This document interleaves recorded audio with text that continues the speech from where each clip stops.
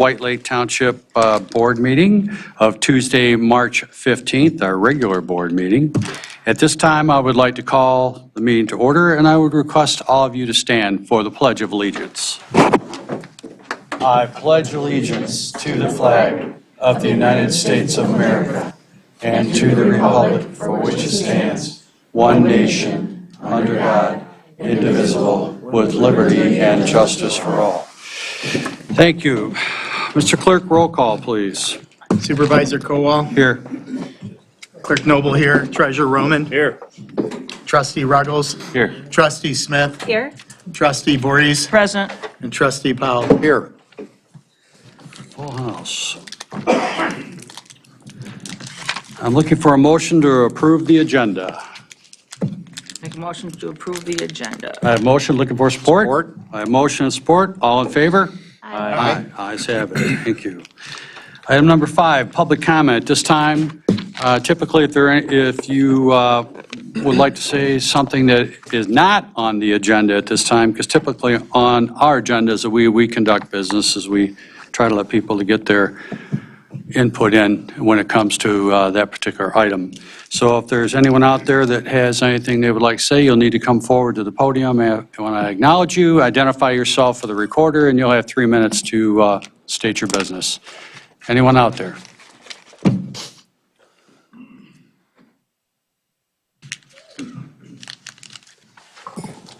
Thank you, Township Board, ladies and gentlemen in the audience, and those listening today on Merge. I'm here to represent White Lake Presbyterian Church because I'm very excited to share with you that White Lake Presbyterian Church will soon open our Food for Friends pantry, an option for those with need in our area to find a bridge between assistance and hunger. We plan on offering non-perishable foods on the fourth Thursday of each month. With hopes of expanding this in the coming months. I have with me flyers that I'm hopeful you will display somewhere. I'm also asking if there's a possibility of a collection of canned goods from time to time, and we would provide containers and get them picked up and sort all that out. But most importantly, if you know anyone, and I mean anyone, who could use a little help each month making their food stretch a little farther, send them our way. We have included a client information form as well, and I believe we will be an additional asset to the existing groups and organizations to help those in need. White Lake Presbyterian Church is a Matthew 25 worshiping community, and because of that, we pledge to act boldly and compassionately to serve people who are hungry, oppressed, imprisoned, or poor. One of the pillars of our pledge is to work to eradicate systemic poverty. We may not be able to single-handedly do that, but with partners like you and your worshiping community, we can try. Thank you for your hope and willingness to display our flyer and potentially have canned food drives and send anyone in need our way. And if anybody has any questions further about this program, you can contact Debbie Lennis, our pastor, at 248-887-4654. That's 248-887-4654. Thank you very much and have a good evening. Thank you. Robert Zolek, 3120 Ridge, White Lake. Small technicality there. Anyone else at this time? Mr. Johnson. Watch your step. Well, I can go a short distance without that third leg. I just have something that's come to mind. Along Kingston, there was a large house built. And one of the things that we were insisting on is that buildings were supposed to be 30 feet off the road. I drove by the other day. There was a black pickup truck parked up by the road, and the back end of the truck was a foot and a half hanging over the road, which I thought that was something that wasn't supposed to happen. Other ones on Buckingham, there are the same things happening. So far, they haven't got them done yet, but they're doing that. So these are things I wanted to go ahead and bring to your attention, because this has been something that we've had for a long time. So, but other than that, there are some other things that will come out of order in later on. I want to go ahead and hear more about it before I open my mouth and say something about it. So on that, I thank you. And this is the one thing that I was very concerned about. So, I'm glad to see you here tonight. Thank you for joining us. Thank you, good to see you. Yeah. Again. We've missed you. You are a regular for a while. well, I was locked out of the hospital for 2 years, fractured vertebrae. Well, I'm glad you're here and in So- good health. So, see, now I can't catch them. Thank you. Anyone else at this time? Mr. Supervisor, Yes. if there's no one else, and I apologize for breaking in, but the trustee comments are far enough down that I wanted to make an announcement for Carol Burkhart. Carol Burkhart was taken to the hospital last Wednesday when she wanted to thank the fire department. The fire department really worked hard to get her to the hospital. She's an invalid and flat in bed, and she was thrilled with the fire department's help. But she entered the hospital at St. Joe's with a blood oxygen level of 73. And so if they hadn't gotten her there when they did, the hospital said they wouldn't have been able to save her. She spent the next 4 days in the hospital there, and she shared with me all the miracles that happened while she was there to heal her. And we are just thrilled that our previous clerk and a major friend of ours, that we love her much here in White Lake Township, is still with us. And so she's back home now, but she wanted to thank everyone in White Lake for praying for her. So thank you.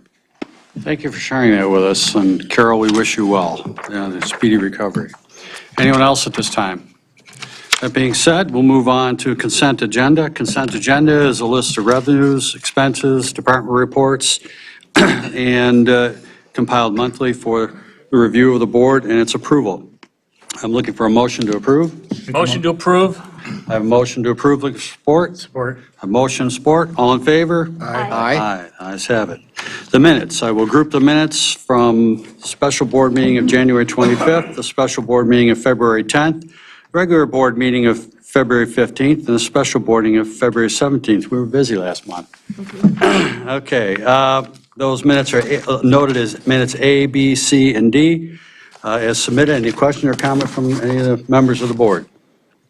Mr. Supervisor, I move approval of those minutes that you have mentioned, subject to a number of items that I presented to the clerk's office. There were only a couple misspelled words and some switched around sentences, but otherwise, I believe they're ready for approval.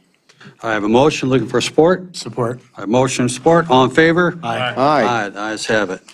Next item, presentation. It's always nice to be able to do this. This is one of the fun jobs. Chief, please come forward. Thank you, Mr. Supervisor. Good evening, board members. One second. Oh, the rest of you guys, come up this way. All of you. That's a direct order. You guys can't hide, come on. Okay, all the way forward, all of you.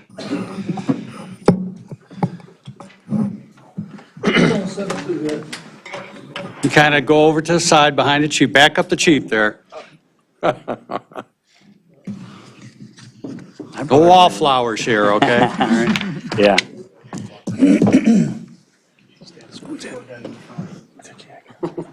Proceed, Okay. chief, thank you. Thanks. Thank you, Mr. Supervisor. I appreciate that, bringing them up here. We're excited tonight to have one of our members, firefighter Miles Pierce, to be recognized and to be sworn into his newly promoted position as sergeant. Miles started with us in 2011 as a paid-on-call firefighter. 2014, through the civil service process, he was actually secured a spot as a career member of the department, career firefighter. And you know what? Since then, he's really proven to be an asset here. He's excelled. The one thing I've noticed about Miles is he is laser focused on the needs of the community, the needs of the department, and he has both in the best interest with every decision he makes. So he's really done well here. And let me give you a little bit of his background. Miles, he has earned a degree in fire science. And besides being a state certified firefighter, he's trained to the level of a hazardous materials technician. He's completed Fire Officer 1 and 2 levels. which the fire officer training, it's not like you go to one class and then you're done as fire officer. There's different modules for each level. It's a lengthy, grueling process to get through it. And he's been through the first 2 levels, which is quite an accomplishment. He's a state licensed paramedic, and also he is a state and NFPA National Fire Protection Association certified fire inspector. So without any further delay, I want to bring up and introduce formerly known as firefighter Miles Pierce, now to be known as Sergeant Paramedic Miles Pierce, and his family.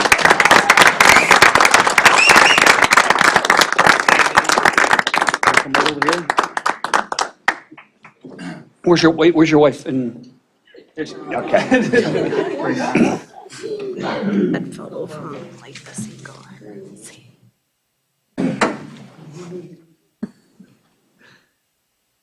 Maybe else. Oh, Lisa's gonna get one. Please raise your right hand. I do solemnly swear or affirm that I will support the Constitution of the United States and that the Constitution of this state, and that I will faithfully perform the duties of the office of Shift Sergeant for the Township of White Lake, County of Oakland, and the state of Michigan according to the best of my abilities, so help me God. I do. Congratulations. Thank you.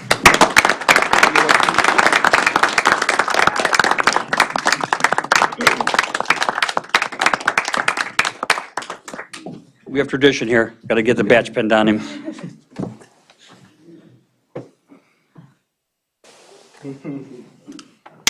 All right.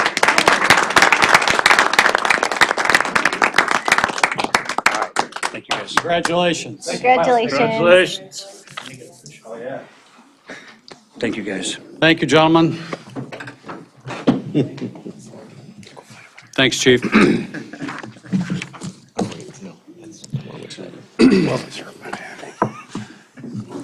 Item 9A, public hearing to establish a district for the emergency sewer connection 2022-01 Special Assessment District. This is a district of which we create from time to time to meet the need of our emergency sewer hookup plan that we have here and provide at the township.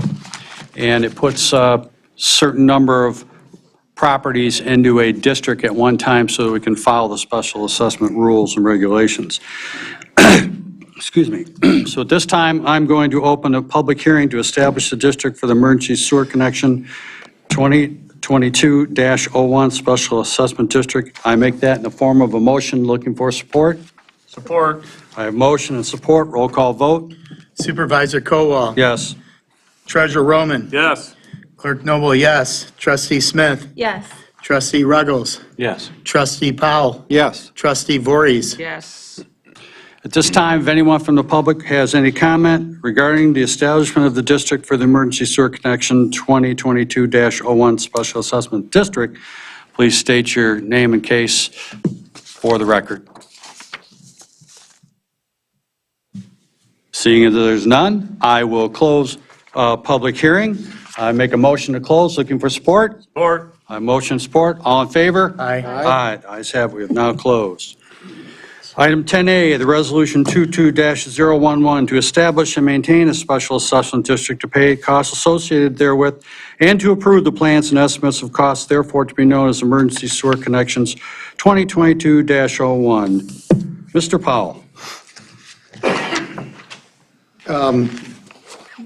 If you're looking for a motion. I'm looking for a okay. motion. Yeah. Mr. Supervisor, I move approval of Resolution 22-11 to establish and maintain a special assessment district to pay for the costs associated therewith and to approve the plans and estimates and costs therefore to be known as the Emergency Sewer Connections 2022-01.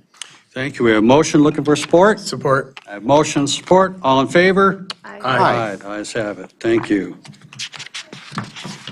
10B, conceptual plan review of 8300 Pontiac Lake Road. Mr. O'Neill. Thank you.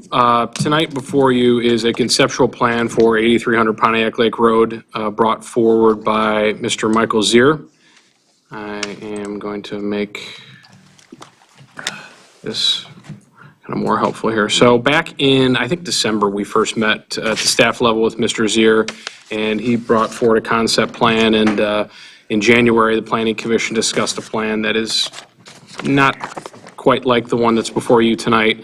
And they didn't give them a whole lot of feedback, but, some of the concerns that we raised, at least at the staff level, were, density and, water access, and then also the fact that the original plan lacked a mixed-use component.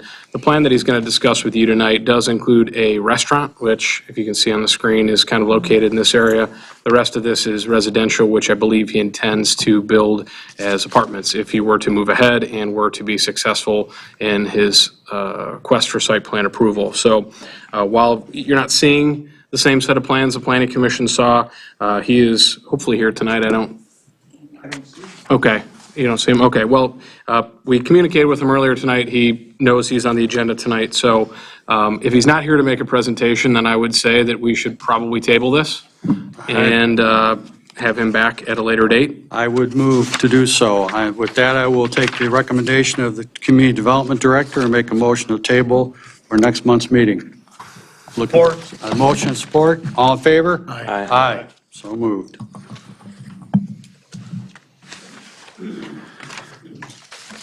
Chief Keller, request to approve Police Department 911 hardware software upgrade. You want to buy more equipment again?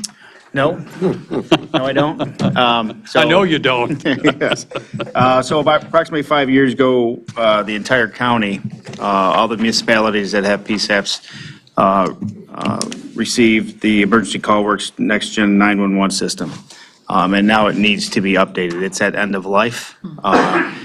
As you know, 5 years may not seem, it may seem quick, but it's not. And in terms of upgrades and whatnot, this has actually lasted longer than I had anticipated. But we're here. In Oakland County, the entire county is going with this. All the PSAPs are going with it.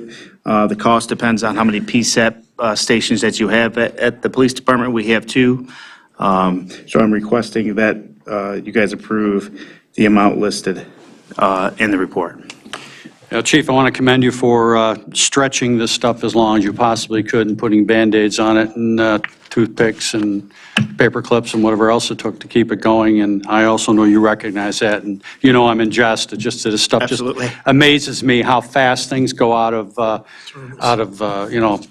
electronic favor, so to speak. So unfortunately, it's a necessary, but it helps us in our programs and keeps us moving forward. Any questions or comments from the board members at this time?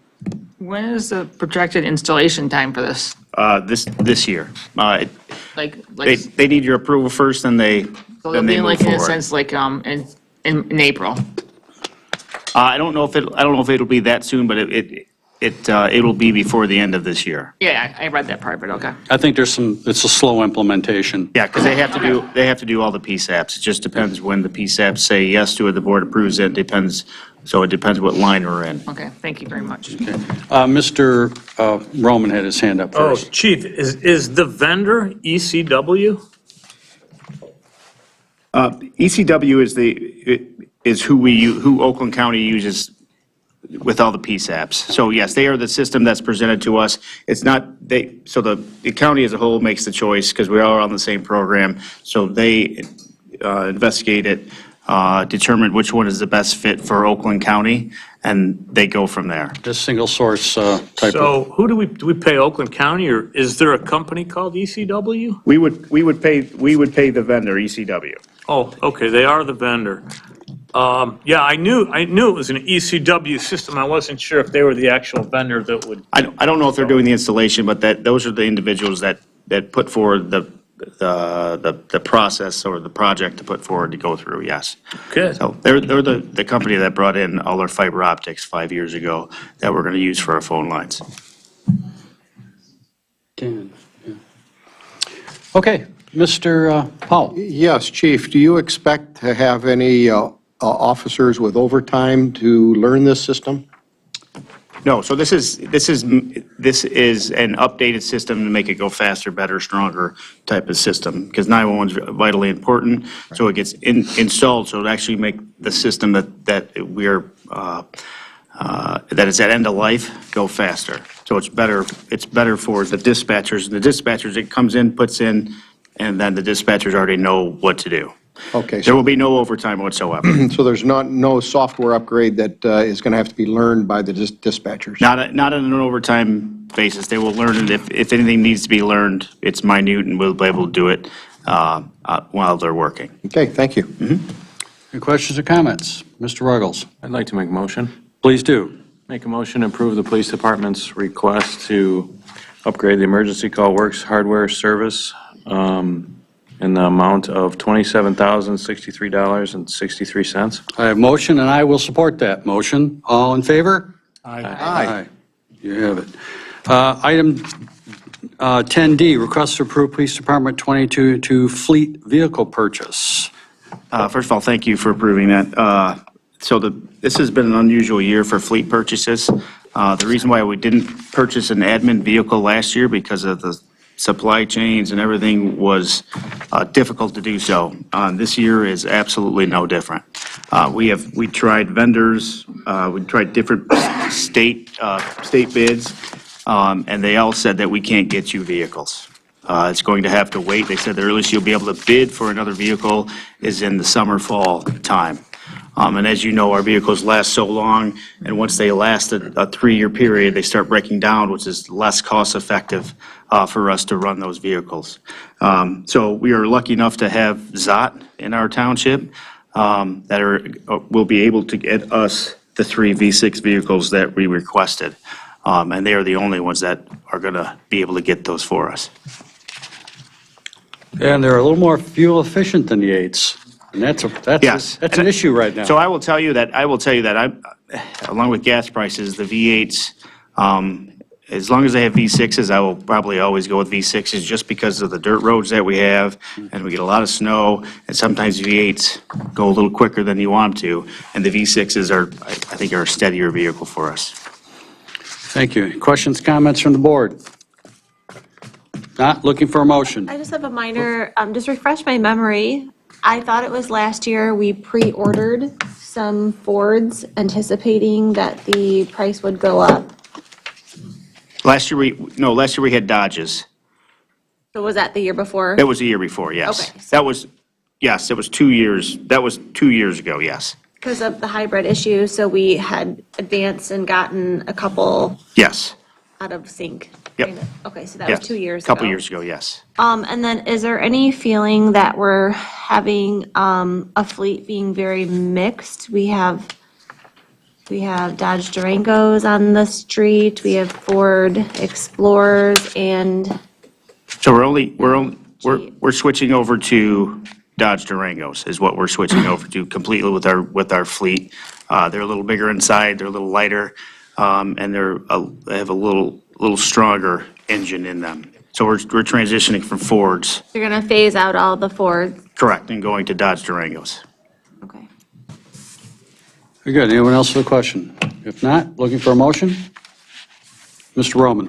Motion to purchase 3 new Dodge Durango pursuit vehicles from ZOT Dodge for a cost not to exceed $106,250. I have a motion. Looking for support? Support. I have motion and support. All in favor? Aye. Ayes have it.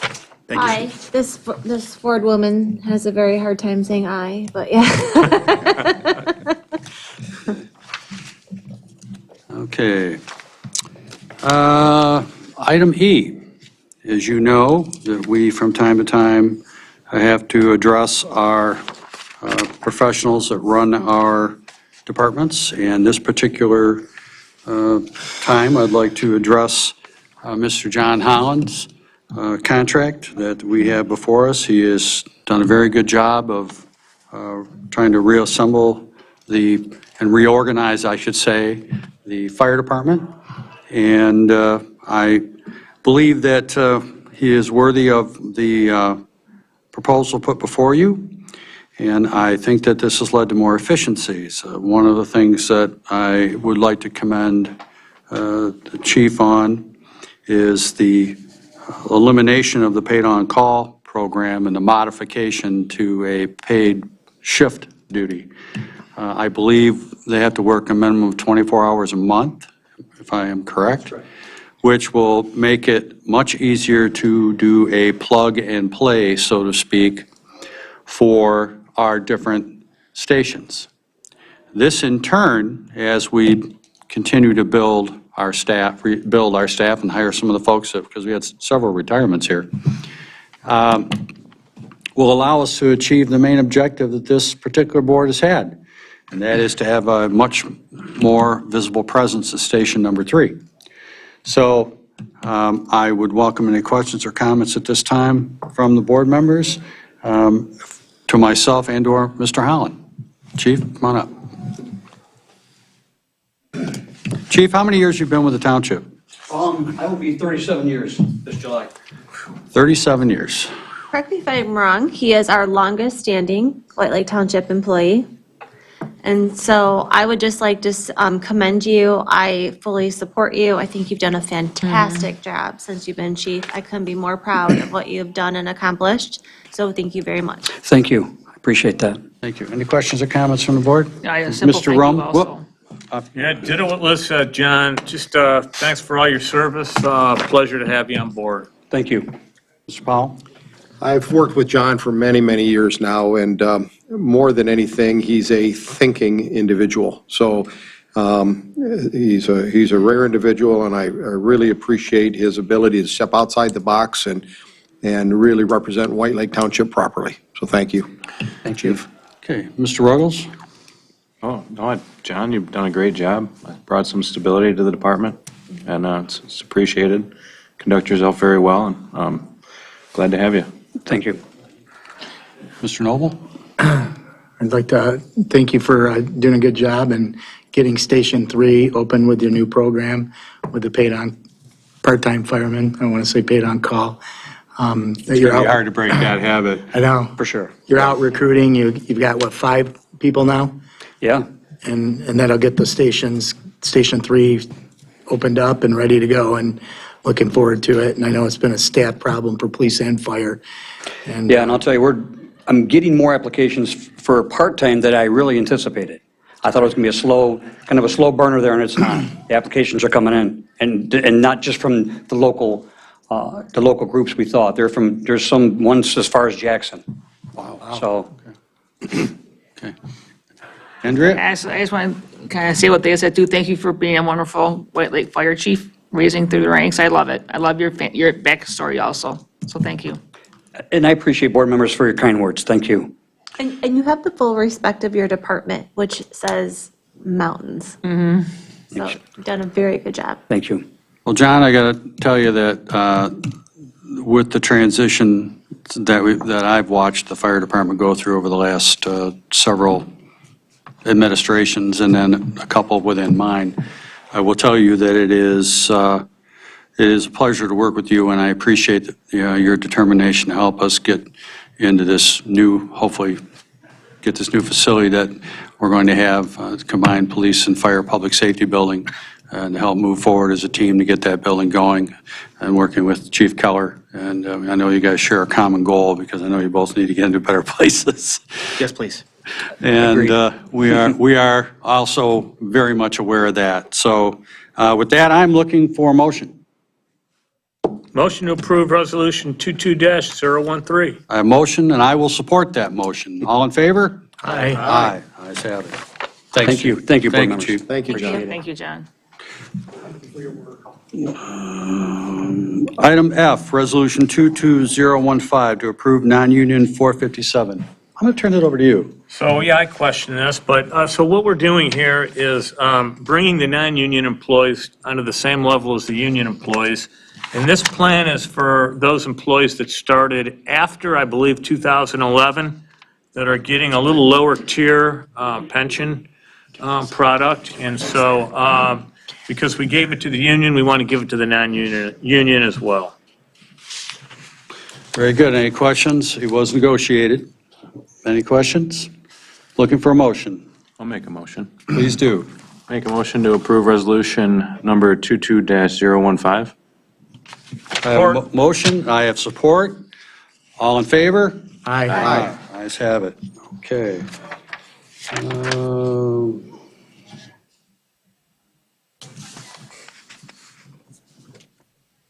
you're going to have to double check. check the record. 'Cause I don't know when that was. Okay, moving right along here. 1 second here. Mr. Powell. I thought about you when I did this one. I'm glad. Okay, all right. Personnel Policies and Procedures Amendment to Vacation Policy. As all of you will notice, we have taken a great value in our employees in our township. And we have taken and reviewed and had this discussion at many points along the way, and now we'd like to implement this so that it will give our employees a few extra days of vacation days once they hit at a certain point. And we will continue to review necessary and productive and creative ways to keep our employees in alignment with what's going on in the labor, and also being aware of the fact that, you know, it's nice to have a little bit of a family life too. So that's very important.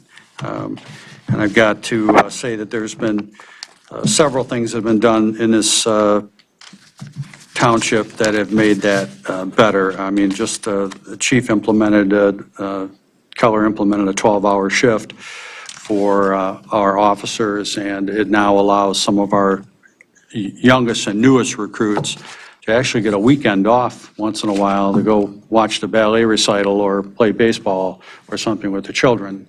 So that balance is extremely important, and I think this township is very sensitive to that. So I commend you for that. And these are just small steps that we'll take. Any questions or comments? Looking for a motion. Mr. Powell. Yep. Mr. Supervisor, I move the approval of the amendments to the personnel policies and procedures, vacation leave and schedules for employees as presented tonight. Support. I have motion, I have support. All in favor? Aye. Aye. Ayes have it. Request to approve utility vehicle purchase, general township. Mr. Clerk. Supervisor Kowa, as Chief Keller said earlier in his comments, with the supply chain issue, getting vehicles, and used vehicles are at a high demand, at all-time high demand. As many people know, that they're buying back leases. Actually, my deputy had just sold his lease back. I sold mine back, and there's such a shortage. We have building official Nick Spencer here tonight, and he drives a 2015 Ford Explorer with 50,000 miles on it. And then we have another 2017 Explorer with 30,000 miles on it. The problem when you have these vehicles, they're going on 5, 7, his is going to be going on 8 years, is you have a lot of maintenance issues that come up. So we're going to be throwing a lot of money at the vehicles. So I was asked to do some searching around and get some comparables. For the 2015 Ford Explorer, I shopped it around with LaFontaine and Zott and Gowling. Gowling never got back to me. Made several attempts. We were emailing back and forth and or texting, I'm sorry, and he just couldn't quite come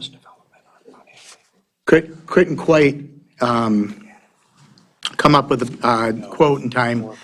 But LaFontaine was really close, but we have a procurement policy, and that policy is we want to stick with our local vendor. And Mr. Spencer, the vehicle that he drives, they're offering us $16,000 with a 50,000 mile car. That's kind of unheard of. And as far as the 2017, they're offering us $18,000 for that car. Those two vehicles, the cost is going to be approximately $35,694, and that's going to be for the vehicles, two vehicles, and they're going to be utility vehicles. It's a quad cab SUV 4x4 that we can use, such as the majority of our roads are dirt in the township. The vehicle has a side compartment so Mr. Spencer can put his tools in it. It's a quad cab. Expect you to keep it clean. And then the other vehicle is another utility vehicle such as a Tornado. And what we would be doing with that is it's a fleet vehicle within our our township, so if a car goes down or it needs service, we're going to be able to use that. That would additionally give us a 3-year warranty on that, so we're not throwing money after used cars, because, as you know, the miles, the years that get on them, that accumulate on the vehicles. So the total estimate is $35,694 with the trade-ins for those 2 cars, vehicles, SUVs. Any questions or comments from the board? From time to time, we have to rotate our fleet. It's just like How long do we anything else. normally keep them? We keep them, I'm going to say, depending on what vehicles are, anywhere from 3 to 7 years. This one is right at the end of it's starting to have problems. Yeah. I And mean, it's just, the only thing that jumped out to me was 30,000 miles, doesn't seem like that much. it's 30,000 hard miles. Yeah. Yeah. But that's really low for the year of the car. So what kind of maintenance problems have started? I'd like a little bit more information on that, because that mileage is really low on both of those vehicles. Well, a lot of times you have brakes, tires. No, not a lot of times. What have we had? I don't service them. You can ask Mr. Spencer, what do you have on your vehicle? Currently, the vehicle I drive needs new tires, needs new brakes all around, has 2 bad wheel bearings. So it's either going in the shop soon and having a lot of work done on it, or, we move forward with a new vehicle. And if I could chime in just historically, because that's been around, I've been around that vehicle a little longer. That thing's probably had its air conditioning system serviced or replaced 2 or 3 times. It's almost like a lemon situation with the Explorer that Nick drives. I know when Brent drove it, I think we got it fixed once under warranty, once or it's been fixed since you've been here. Yes. I think the air conditioning continues to have problems. We've spent thousands of dollars. I don't know what the situation is with it, but it's been nickel and diming us with like the heating and cooling system over the years as well. So may I ask another question? We seem to have a lot of vehicles in our fleet, as we want to call it, sitting in the parking lot. Is there something else that you can choose from to drive? Problem is That would be availability. up to whoever, that's not up to my department. That's up to the Is there something departments else who have available for him to those drive? vehicles. Because I think that's really low miles on that age of cars, and tires aren't that big of a deal to maintenance. Well, I mean, that's pretty common maintenance. Typically, I would agree with you. As Trustee Ruggles said before, he was able to trade his vehicle, and at times it's a historical time to be able to trade these in and get a newer vehicle. And the cost savings rate, I've talked to the 3 different places, and they can't find enough used cars. So if we're going to make economic sense when it comes to the vehicles, right now is the business sense would be to buy it today, because that's going to not be that way in a couple of years. And now we have 2 more years on those cars when we can get the value higher value. A couple of years ago, you wouldn't get these prices on these vehicles. I trade a lot of cars, and I talk to, I have a couple of friends that are wholesalers, and they're just not out there. So we can get two new vehicles for that price, offsetting it. And then typically those trucks, when you trade them in, as you know, Mr. Powell, you can get a pretty penny for a used pickup these days with a lot of miles on them. So that I was asked to research it. I did purchase our fleet vehicles back at the PD when I was working. Thought I wasn't going to have to do this again, but I enjoyed it. But this is the time I feel the best economic time to buy. A couple of years, they're going to be a couple of years older. We're going to start having more problems, and we're not going to get the trade-in value that we're going to get. That's why it was brought to my attention. We don't normally trade them in, right? We auction them? But we're trading them in because the trade-in's so good? Yeah. Yeah, it is very high. And give you an example, with one of the old police vehicles was it last year? We got nearly $13,000 for a police vehicle that runs 24/7, 365. The heat, the air conditioning, and they take a beating because we have dirt roads more so than the paved. So I noticed the market trend was going like this, and then when I started researching this, I couldn't believe the amount of money that they were willing to give us for these cars.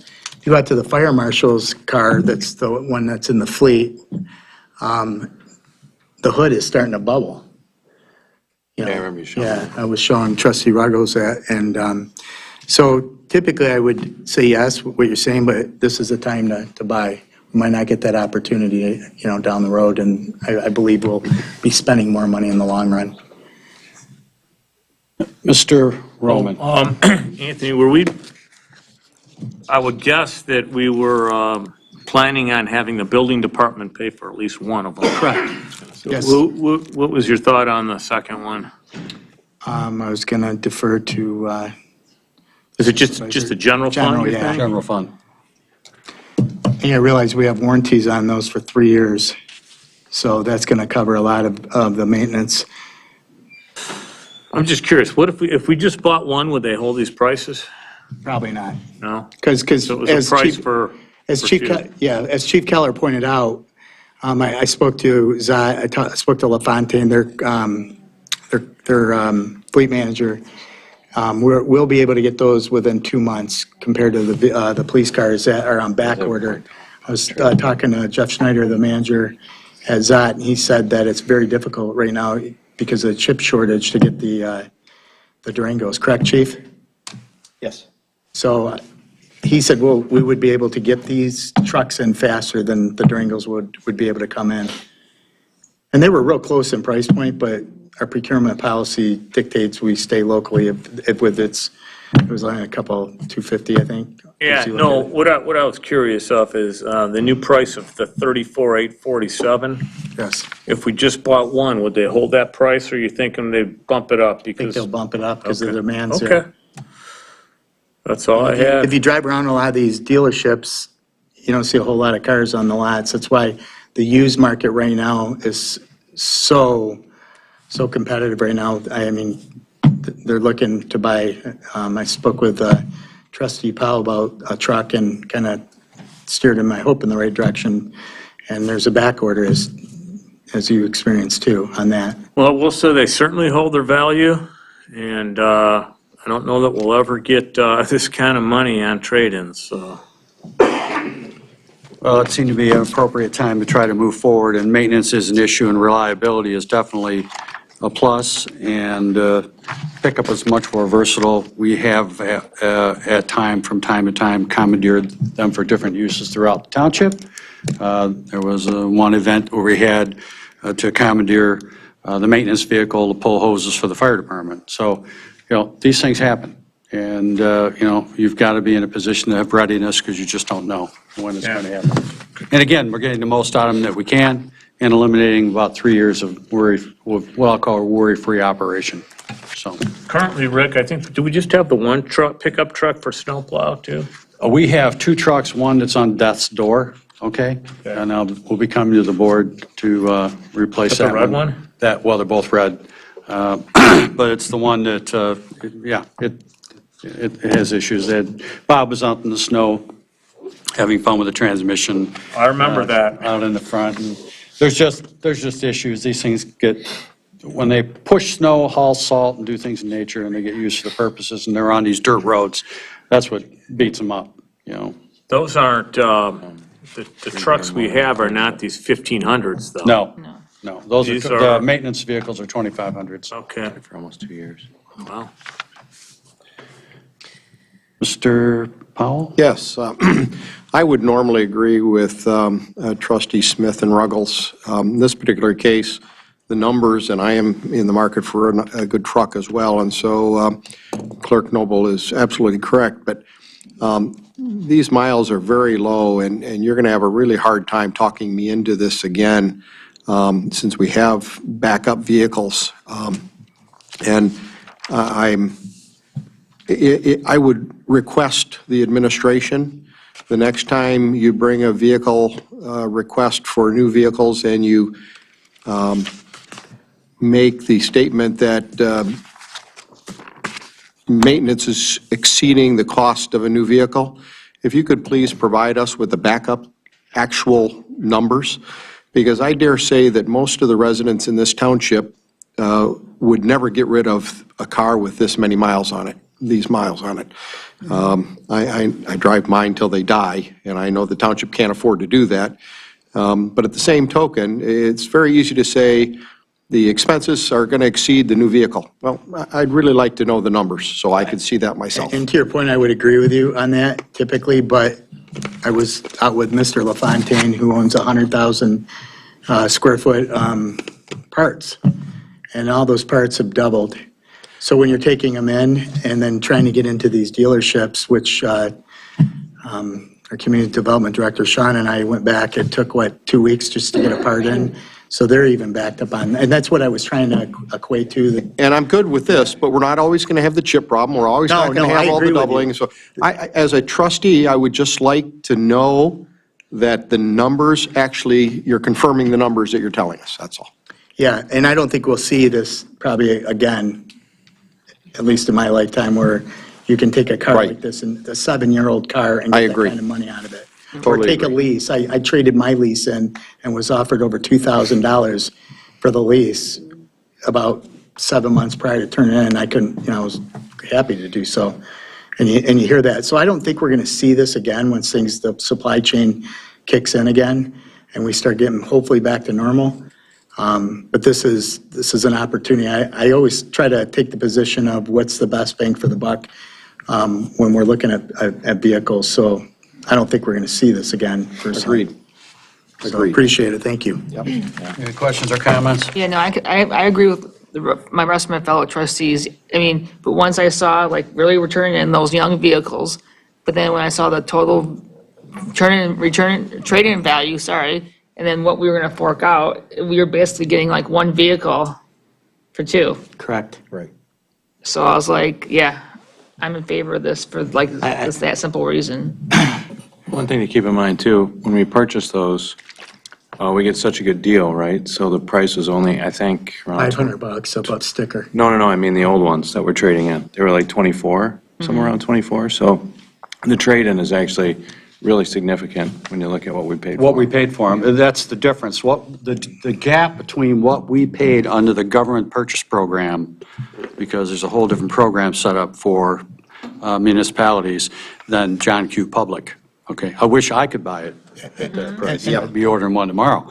So from a business standpoint, it makes more sense to sell that vehicle because the gap between what we bought it for, the amount of time we've had it, and what we're selling it for is really very narrow. I believe we purchased building official Spencer's vehicle for, I remember seeing the number right around 27,000. Now it has 50,000. It's 7, going on 8 years old, and we can get 16,000 miles on it. I think it was 24. Or 24. I remember looking at two numbers. I looked at a lot of I think them. it was 24 we paid for that vehicle. So I know we bought quite a few Explorers in there, tried to hard keep them all straight, and then Sean got us another one, We made money on that. We made money on that car. It's the only time I can tell you when he wrecked it. He didn't wreck it, somebody wrecked it for him, and we actually made money. So, And typically, like I said, I had a truck years back. I sold it.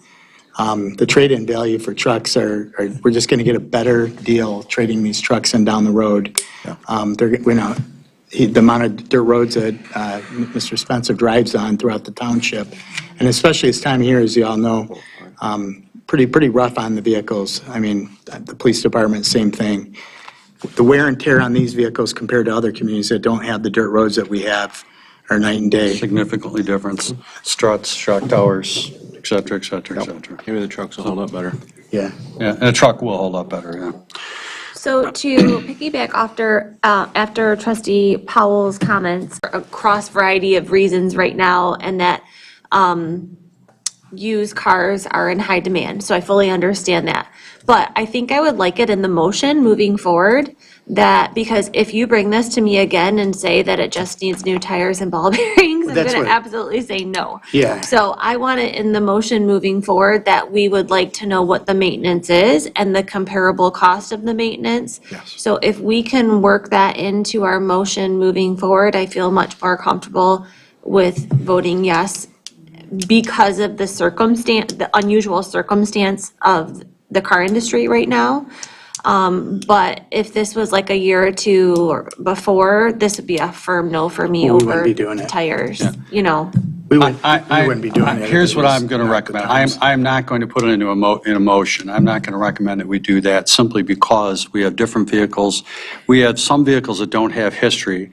We just went through a change in our maintenance department. We found out that the individual that was in our maintenance department did not have what I'll call the best records, okay, who handled that, and I don't want to give anybody a hard time about it.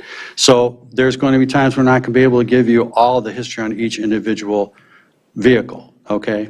There's going to be, because Mr. Potter is now going to be implementing some software that's going to ultimately, once he gets it in place, track all of the different things that we're doing, and we have an individual in place who'll be a little more in tune with what's going on with the vehicles. So a motion now would not be retroactive anyway. No, Well, we're it would saying just be moving forward. forward. I understand that, but if you came and you asked me about a vehicle, let's say we come back in 2 months and we ask about a vehicle, I may not be able to provide you the history any further back than 7 or 8 months. But provide us a 7 or 8 months at least. Or we could just moving forward from this purchase, any new vehicles like when we get these vehicles, the chief keeps copious notes on his vehicles at the police department. So that's a great point to Supervisor Kowal's point. A lot of these vehicles, we have no oil changes. There's no logs of, how long. Things have been done, but the problem is it wasn't done in a manner of which I would have expected it to be done, okay? So we can do better moving Yeah. forward. And we can try, and I would request as part of the motion moving forward that if there is history in the vehicle, that it's given to this board. Yeah, to help us make our decision. Why don't you make a motion? Yeah, make the motion. Make the motion. Okay. Trustee Smith? I can do that. So, where's the final figure? So Anthony, do you need it in 2 separate figures, or we're just gonna say that we're gonna have the total estimate of the 35,694? Not to exceed. Counselor, is that okay? It's one motion. One motion. One motion. Motion, group price. Okay, so I'll make a motion to move forward on purchasing 2 vehicles, the 2022 Ram Quad Cab and the Dodge Jeep Ram, not to exceed a total cost of $36,000. And I would like to include, moving forward, that any maintenance history is given to this board in conjunction with proposed purchasing vehicles. Does that work? Oh, I'm sorry. I did not. I have it here if you want.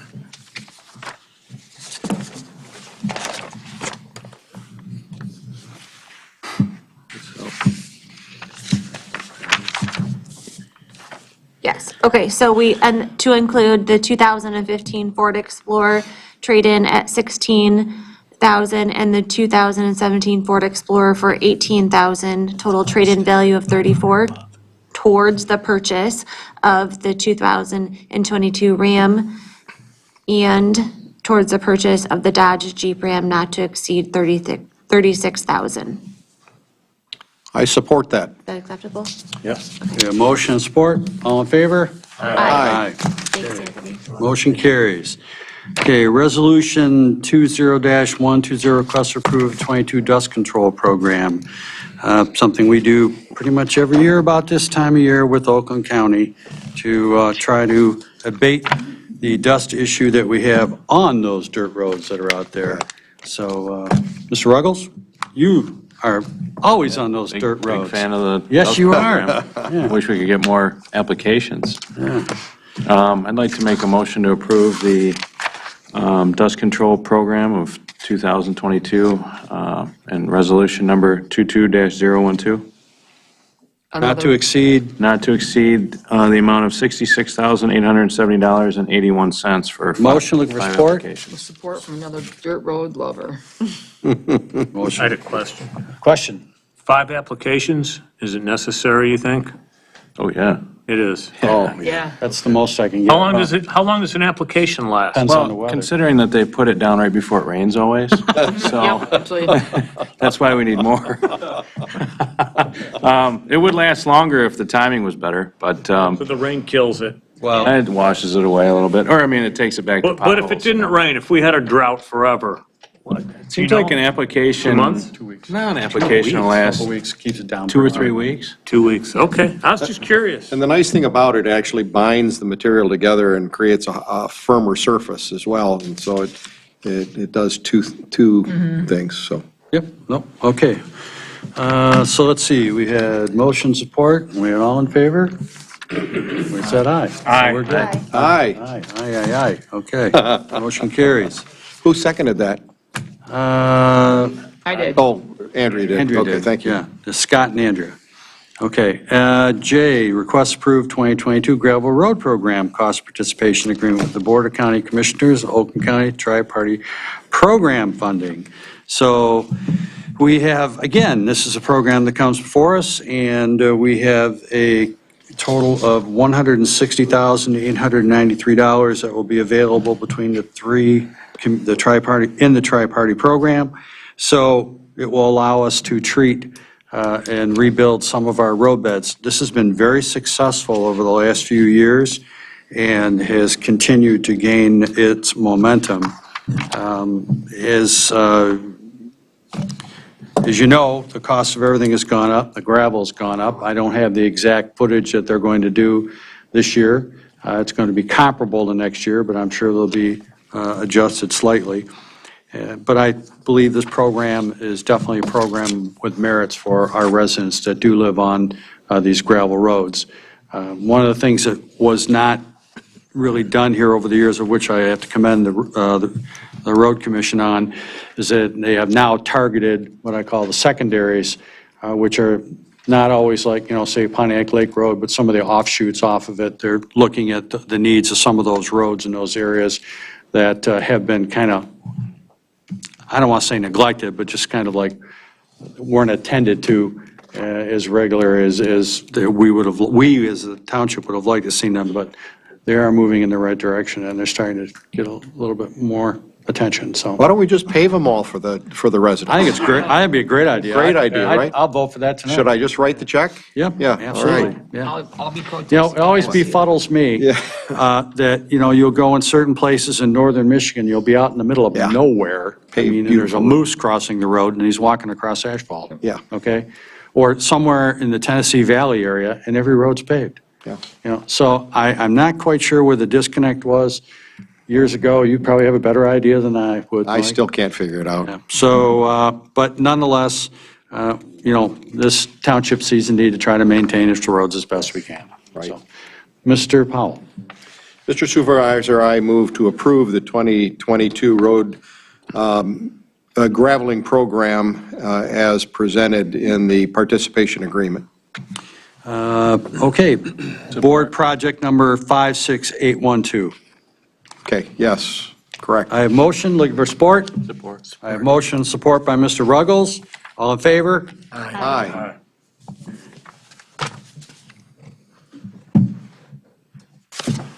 Okay. Old business, second reading, Oxbow Lake Private Launch Association rezoning request. As you all know, this has come before the board for the, I can never say it, Octava? OLPLA. Opla, I'm sorry. Okay, Opla. Opa, yeah. And Sean, I'm gonna let you take it. Well, I will be brief. Tonight, Mr. Rick Walklett, who is the president of the Oxbow Lake Private Launch Association, is here tonight. But really, this is a simple step in the process. Last month, you considered the preliminary site plan and you held the first reading of the rezoning request.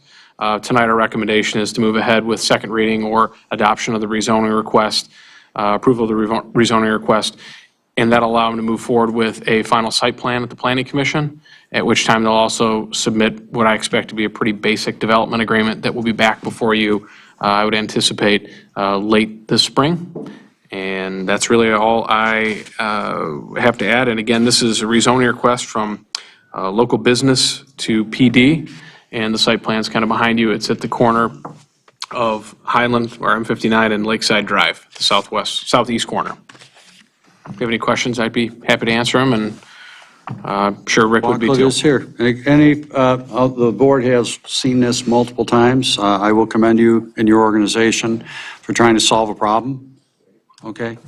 And hopefully act as what I'll call custodial guardians, caretakers also of that lake. As you know, I sit on multiple lake boards, and you don't have one. And this is going to be the closest thing to having one in one respect, though you'll have a lot of people that'll really be looking out for the care and feeding, so to speak, of the lake. So I commend you, and it also solves the access problem, which I know to be a problem now and potentially long-term a real problem. So I commend you on that. Do you have anything you'd like to add, Mr. Walker? You want to identify yourself?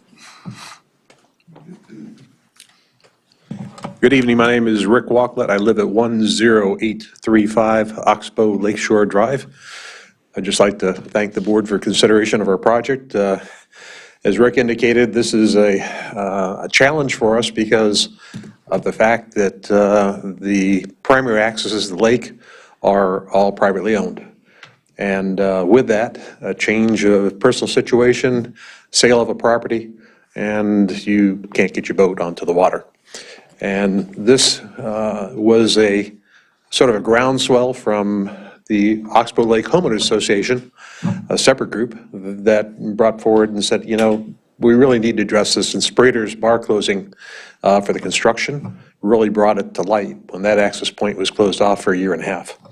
So again, we really appreciate your consideration of this project, and looking forward to moving forward if everything goes well. Okay, thank you. Thank you. Any questions from the board members at this time? Mr. Powell? Just an observation. I virtually can't even think of a better use than this, to leave it open and potentially have a building there sometime in the future. That's a great view of the lake from 59, and I really commend the residents coming together. Rarely do residents get together and actually accomplish something like this, so I do want to commend you for that, so thank you. Thank you. Ditto. I commend you. And I'd really like to, myself, thank you for your generous, the organization's generous action of providing us an easement for a pocket park and/or a walking trail eventually. That is a big goal that we have here in the township, to have walkability. Not that there's going to be walkability there, but at least you've opened up a section that has the possibility, and we won't have to fight MDOT over it. So that's a good thing. And I think Mr. O'Neill appreciates that move, and I know Park and Rec does. So, okay, that being said, any other questions or comments from the board? Okay. Need a motion? Motion to approve the second reading of the rezoning request for the Oxbow Lake Private Launch Association from local business to PD. I have a motion, looking for support. Support. Whomever got it. I don't know who got it. We'll give it to Liz. Yep, Liz, that's great. Liz, Trustee Smith. Thank you. Have we have motion, we have support, all in favor? Aye. Aye. One more step. Okay. Thank you, Richard. Okay, item number 11B, old business, request to rescind demolition order for 288 Tower. Mr. Hoffman, are you here? Please come forward.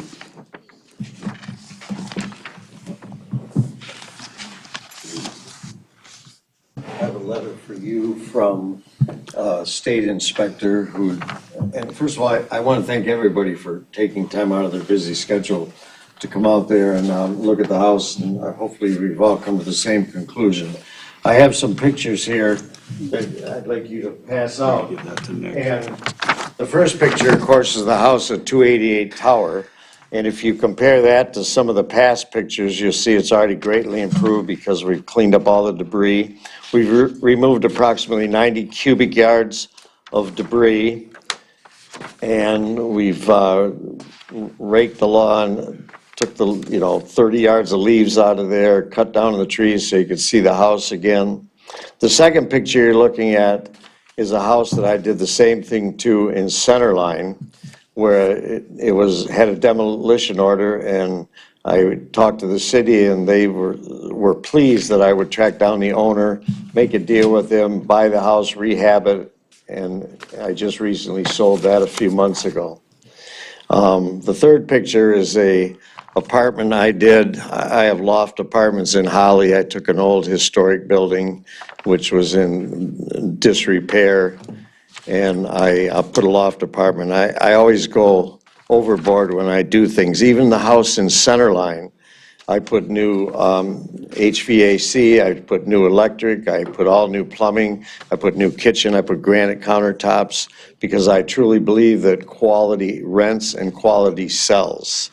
And I think, and hopefully you'll agree with me, and I passed out the letter from the state inspector, that this house is absolutely a great candidate to be rehabbed. Basically, there's a couple holes in the roof that need to be fixed. And then, of course, I'll have to put new HVAC, new electric, and new plumbing, but it'll look like the house I did in Centerline. And this is probably about the 5th or 6th time I've done this, being in the demolition business. I actually moved a house one time to keep it from getting demolished. So I hope you consider my request, and it'll be, an asset to White Lake Township. And the fact that it's a 3-bedroom home too, which is a real draw for families now. It's a ranch home. It's really versatile. It's got a huge garage. A guy will buy that in a heartbeat just for the garage, because it's 24 by 36. But this has great potential, great bones, and as I've done in the past, I'll do a great job. And I've been doing this for a lot of years. Okay, thank you. We just saw it. I already saw it. Did Nick see it? Has Nick seen it yet? I'll pass them down. Mr. Supervisor, there are Yes. probably people in the audience that would like to speak on this particular item, certainly. I'm sure we'll give them their opportunities we do on other Right. items.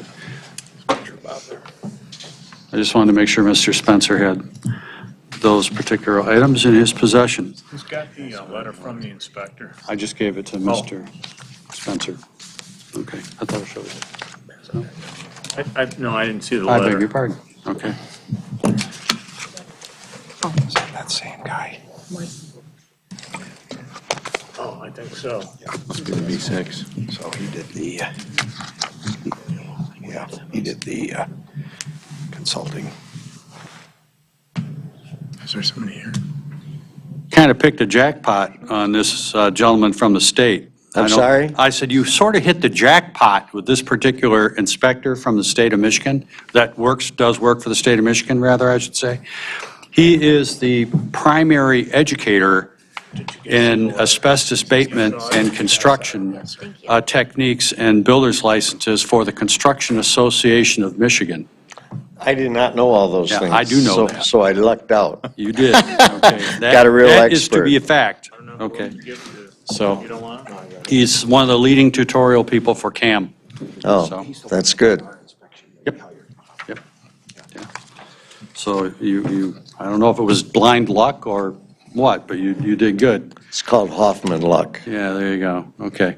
Any questions or comments from the board at this time? Not at this time. Oh, I got all kinds of questions. So Bob, what do you do with the asbestos? Do you leave it? Do you paint over it? Do you remove it? Okay. Educate me. There's no friable asbestos in there, Called as the what? report indicated. Friable? Friable means Friable.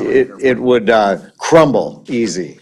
Okay. Now, as noted by the state inspector, I don't think he wrote it in there. Nothing in But there about there's floor tile in there, and you don't have to abate that. You can cover it over, you can even carpet over it, because it's not a danger to anybody or anything. And, being in the demo business, I've had a lot of experience with that. And you could get further comments from Mr. Wentz, who actually is the one who did the asbestos survey for you guys. But there's no friable asbestos in there at all, so it's not even an issue. So let me comment on what you just said, because I have the report in front of me here. Mr. Wirtz specifically says that the drywall that's on the walls in this home is in fact friable material. But he's referring to it if it's being demoed, because the drywall, when it's demoed and turned to dust, becomes friable, and it becomes airborne, and it becomes a contaminant, so, and a problem. So your statement is not accurate. There is friable there, but it's only addressing if it's going to be demolished. The home is going to be demolished.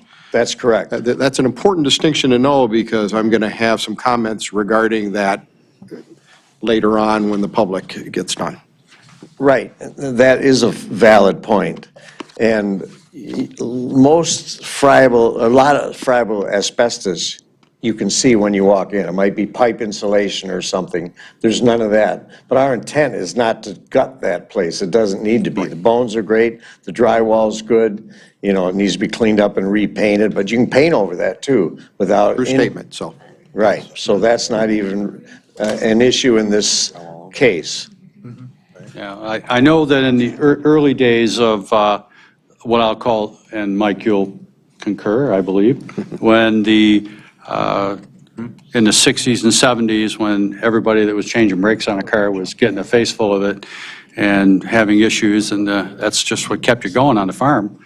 So, you know, when it became excessive in shipyards and manufacturing and other places, that's when it became a problem. And then, of course, once the attorneys found a well they could tap, it really became a problem.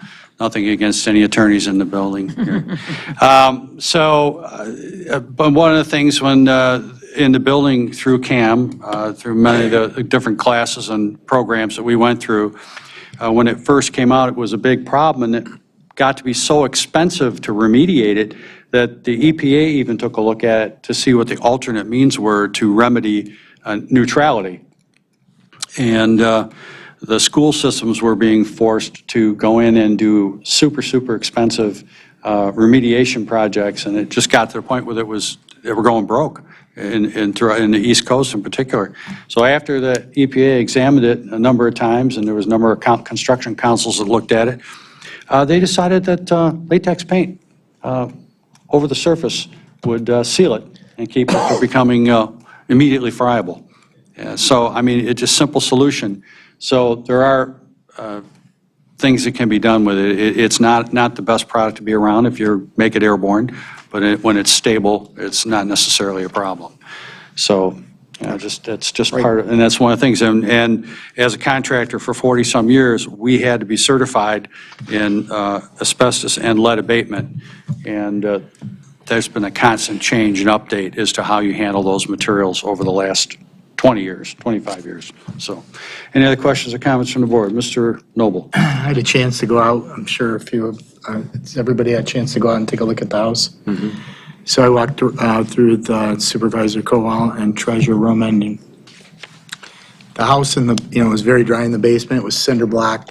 The structure was very sound. I was amazed at how dry that basement was for sitting vacant so long. And then, as Supervisor Kowal pointed out, different construction features. I believe it's savable. You're going to have to put some money in it, quite a bit. And as long as you're looking at your pictures there, the kitchens and things that you've done, I think it's going to be a benefit to the neighborhood when you fix it up. Of course, you'll have to adhere to our building official, Mr. Spencer here, and work with him and follow the guidelines and the rules, but. Not a problem. And we were over there also on some trees, and I saw the cleanup that were taking place during that time too. Okay. I'd like, at this time, I'd like to let Mr. Spencer address the board and Mr. Hoffman. So, Mr. Supervisor, before we go too far, are we going to do trustee comments and then Mr. Spencer, and then public, and then back to us? Because I think I'm we all have a little bit. letting the information get out, and then I will proceed to ultimately the public, okay? So I'll let and we can question Mr. Spencer if we like. We'll have chance to speak, the rest of us? Yes. Okay. Yes. Mr. Spencer. Okay, it's on, apologize. So you don't plan on removing any of the drywall at all? None. None? Now, there's some repair that needs to be done in the ceiling in the bathroom and the back bedroom where it's all fallen out. I mean, we'll square it up and everything, but we'll just put new drywall, we'll re-insulate the attic. Once we rip the roof off, we'll determine how many of the roof sheets of plywood are bad, maybe all of them. And if they are, we'll replace them. We'll have to look at the trusses when we rip that off to make sure there's no rot there. Definitely the fascia and the soffit on the back of the house are bad. And on the south side of the garage, they're bad, which is, quite obvious. Right. And we'll fix those, then we'll wrap the fascia and the soffit all in aluminum and then re-roof it with architectural shingles. Okay. A couple of points I want to make clear. There are several reasons, obviously, this became a dangerous building and went through the dangerous building process. One of those being a failed septic system. We will need a report from the county health department on that system or a new system obviously installed. Same goes for the testing of the well. One of the considerations was that it had a poor functioning well, so we want to make sure that that is tested and functioning properly. We would like written reports for both those from the county, please. As far as the asbestos, obviously, if you're not going to be abating, I believe, if I'm not mistaken, the flooring's been removed at this point. Pardon? The flooring has been removed, the VCT tiles? No, we have not removed anything.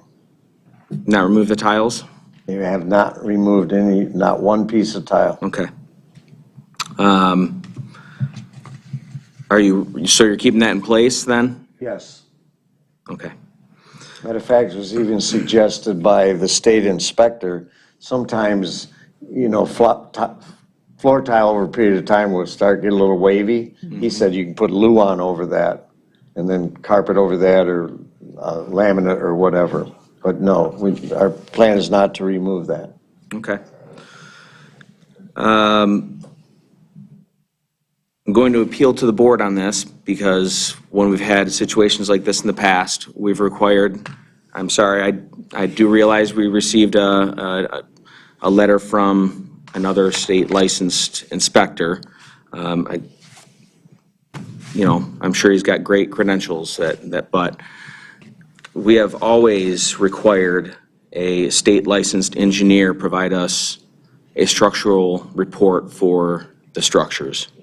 I don't think this should be any different for this structure. So I'm asking that if you're going to approve this, that be part of your motion. Obviously, all applicable building and MEP permits are required through the township.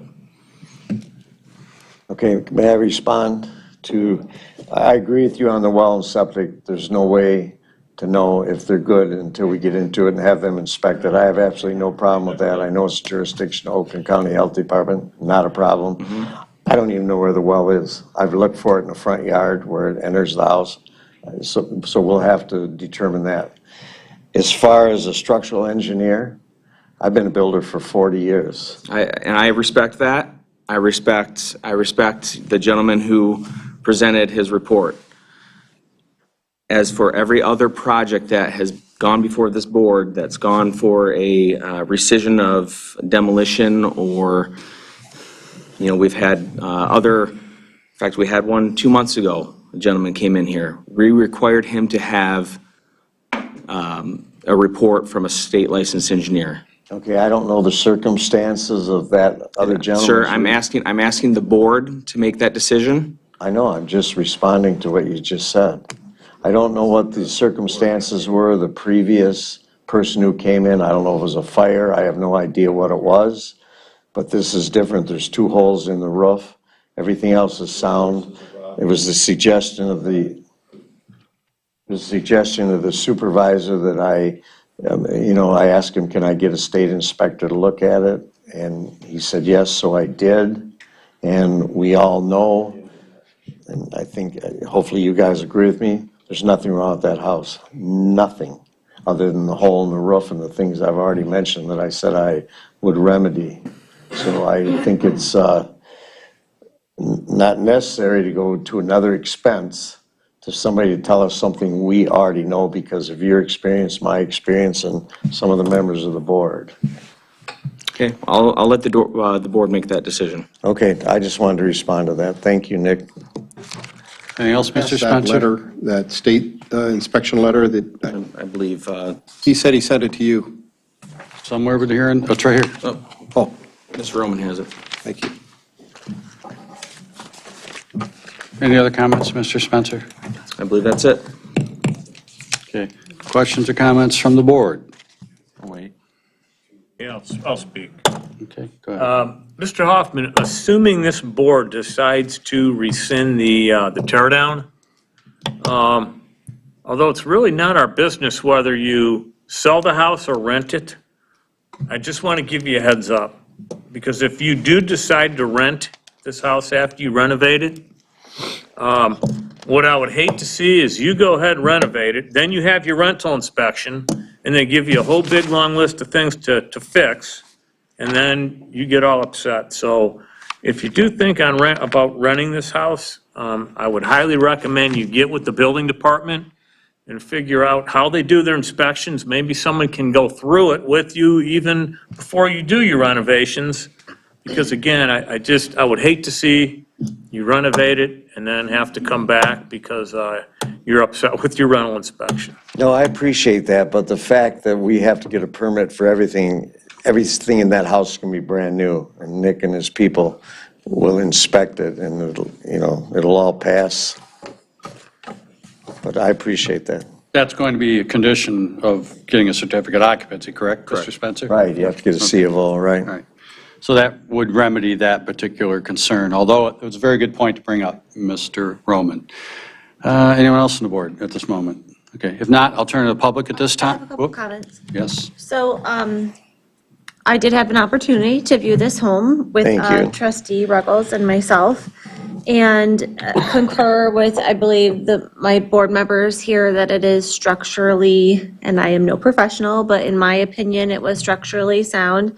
The basement didn't appear to have any foundation issues. It was very dry. There was no mold smell. There was certainly more than 2 holes in the roof, Bob. There was lots of holes in the roof. It was tarped. It's got to be a whole tear off.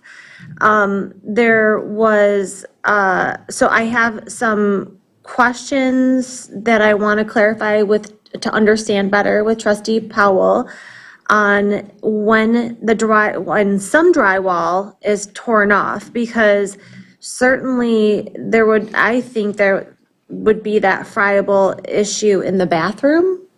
I think drywall has to be removed there and not drywall over. So I need to be clear, someone help me better understand that, because there is definitely drywall that There has appear to to. be areas that need to be removed, Yes, in there my is opinion. areas that have to be removed. So that is something that I'd like to circle back around and talk about and understand. And then I support Mr. Spencer in his request to this board. I kind of don't love that Supervisor Kowal circumvented and instructed Mr. Hoffman to get another inspector instead of going through the equal and fair process that all of our residents are required that's to an go through. incorrect statement, Ms. Trustee Smith. Well, It was a but- suggestion that he procure a letter, not an action to take. It was merely a recommendation but that our it might equal satisfy Mr. and Spencer. regular process is what Mr. Spencer explained. So I just want to support him in that I think that's we need to uphold that fair process for everybody that comes to the township. So that's where I'm going to leave it for now, and then we'll hear from the public. So I don't have an issue, Bob, with you rehabbing this home structurally. Thank you. But then I do have some other topics that after we hear from the public that I would like to discuss on some other issues that are going on here. Okay, So- thank you very much. Thank you. Okay, at this time, if there's anyone from the public that would like to speak, Mr. Hoffman, why don't you take a quick seat there? And whomever you are, you will need to identify yourself for the recorder and state your name and address, and you'll have 3 minutes. My name is Erwin Schaefer. I reside at 301 Tower Road, directly across the street from the home that Mr. Hoffman would like to bring back to life. I want to thank everybody for hearing me out. Number one, I'm going to apologize up front for 2 items. Number one, I'm not a good public speaker, and I want that known up front.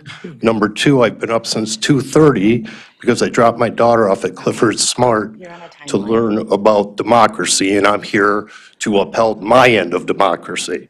So with that being said, why I'm here is I understand everybody's process. What do we do with this house? I've lived here for 8 years. I've lived through the entire nightmare of this house, meaning that my son's the one that called in the welfare check that removed the homeowners from the house. Dead dogs came out of the house. The house was flea-ridden. We've seen it all, and I've watched it all, and I've watched the house deteriorate. I couldn't have been happier and elated when I heard that the house was going to be demoed. Thank God, I'll look at an empty lot, somebody will buy it and put up a big, beautiful house. So when I heard about all this, and then I learned that an individual was awarded a contract by the township to demo a house, and then I learned that he approached the homeowner, which I felt was a conflict of interest from my perspective because he only knew about the house through his bid through the township to demo it. So that's number one where I have my problem. Number 2, if you're going to allow him to, and if what I'm hearing, because I'm going to read between the lines and see that everybody's pretty much already approved this process, I want his motion on record that an independent inspector comes in and goes through that house with a fine-tooth comb. It had animals, feces. You couldn't even go in the bathroom. The woman that lived there used to come and bathe in our house after we defleed her because she was afraid of falling through the floor. So you can't tell me this house is structurally sound, okay? Somebody's not telling the truth here. If I see it from an independent state inspector that says it's sound at his expense, then you can move forward. Go ahead. But outside of that, I think this is ludicrous. I want to look at an empty lot like the one that you tore down the street.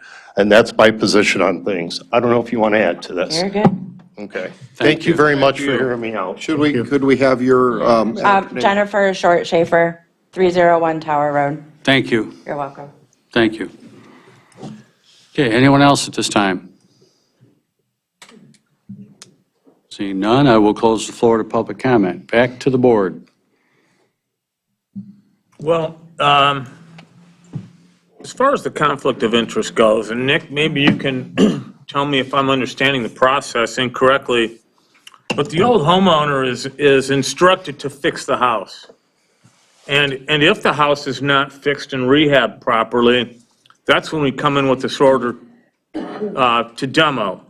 So the process is set up where we have a dangerous building hearing with a dangerous building hearing officer who happens to be another building official from a different township or different city. And he hears the case, more or less, from the owner, if they can be present, or from a representative of the owner. And basically, they try to state their case that why it's salvageable and whatnot. In this particular case, there was not anybody to represent this home. He gives the order. At this point, it was given an order to either rehab or demolish, or demolish on your own. Okay, so before that point, the old owner could have listed the house and sold it. But they chose, for whatever reason, they chose not to. Correct. Okay. May I add one more thing, or am I unable to speak any further? Well, I'd like to have them hear them out first, okay? So they could have marketed the home, but they chose not to. And The house sat for 2.5 years. It could have been marketed at any point. I'm addressing the conflict of interest because the homeowner could have sold on the open market, as that process was started, but they chose not to. And for that reason, the house was determined to be demoed. So all I'm trying to point out is that Mr. Hoffman was there at the last minute, but the previous owner had a chance to sell the home and chose not to for whatever reason. So, and at the same time, I mean, do we want empty lots, or would we rather have homes with taxable value on the lots? Well, from your perspective, the taxable value is more beneficial to the township, and I agree there. But how many of you people will walk in my shoes and live on my street and live what I lived through and put up with already on that street when the house should have been torn down already? The answer to your question about the homeowner putting it up for sale is, I explained to you, my oldest son called it a welfare check. The gentleman's flesh was eaten away from the fleas from the dogs in the house. He was 2 days away from dying in that house, which I wish now, forgive me how this should sound, everybody, if I would have let him die, this house would have been torn down a long time ago. We went to probate, we wouldn't be having this conversation. The conflict of interest was he took advantage of a gentleman who has dementia. This man lost his mind years ago. I don't even know who represents his best interest. I don't even know if he has somebody represent his best interest. This gentleman stole the house for a small sum of money, which he only found out about because you awarded him the contract to demolish the house. I don't disagree with that. That's where I have the issue. I don't disagree with that. He's big government. He's an Oakland County Commissioner. I'm an irrigation service technician. I'm a blue collar guy. I work for a living. I'm sorry. Oh, okay, all right. You made your point. Mr. Hoffman? Is it back to the board? Or still public? Excuse me.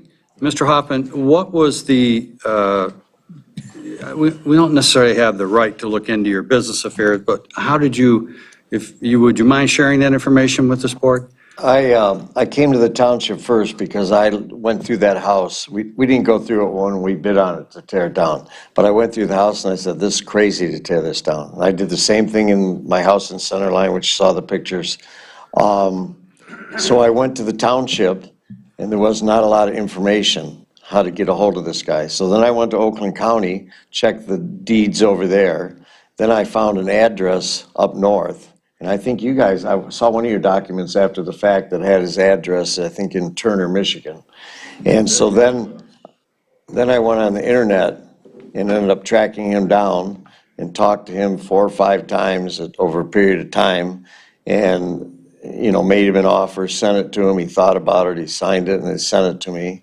He has a woman, it's his girlfriend's daughter who is like his guardian for medicine, but he doesn't have a personal guardian because they said he doesn't need one.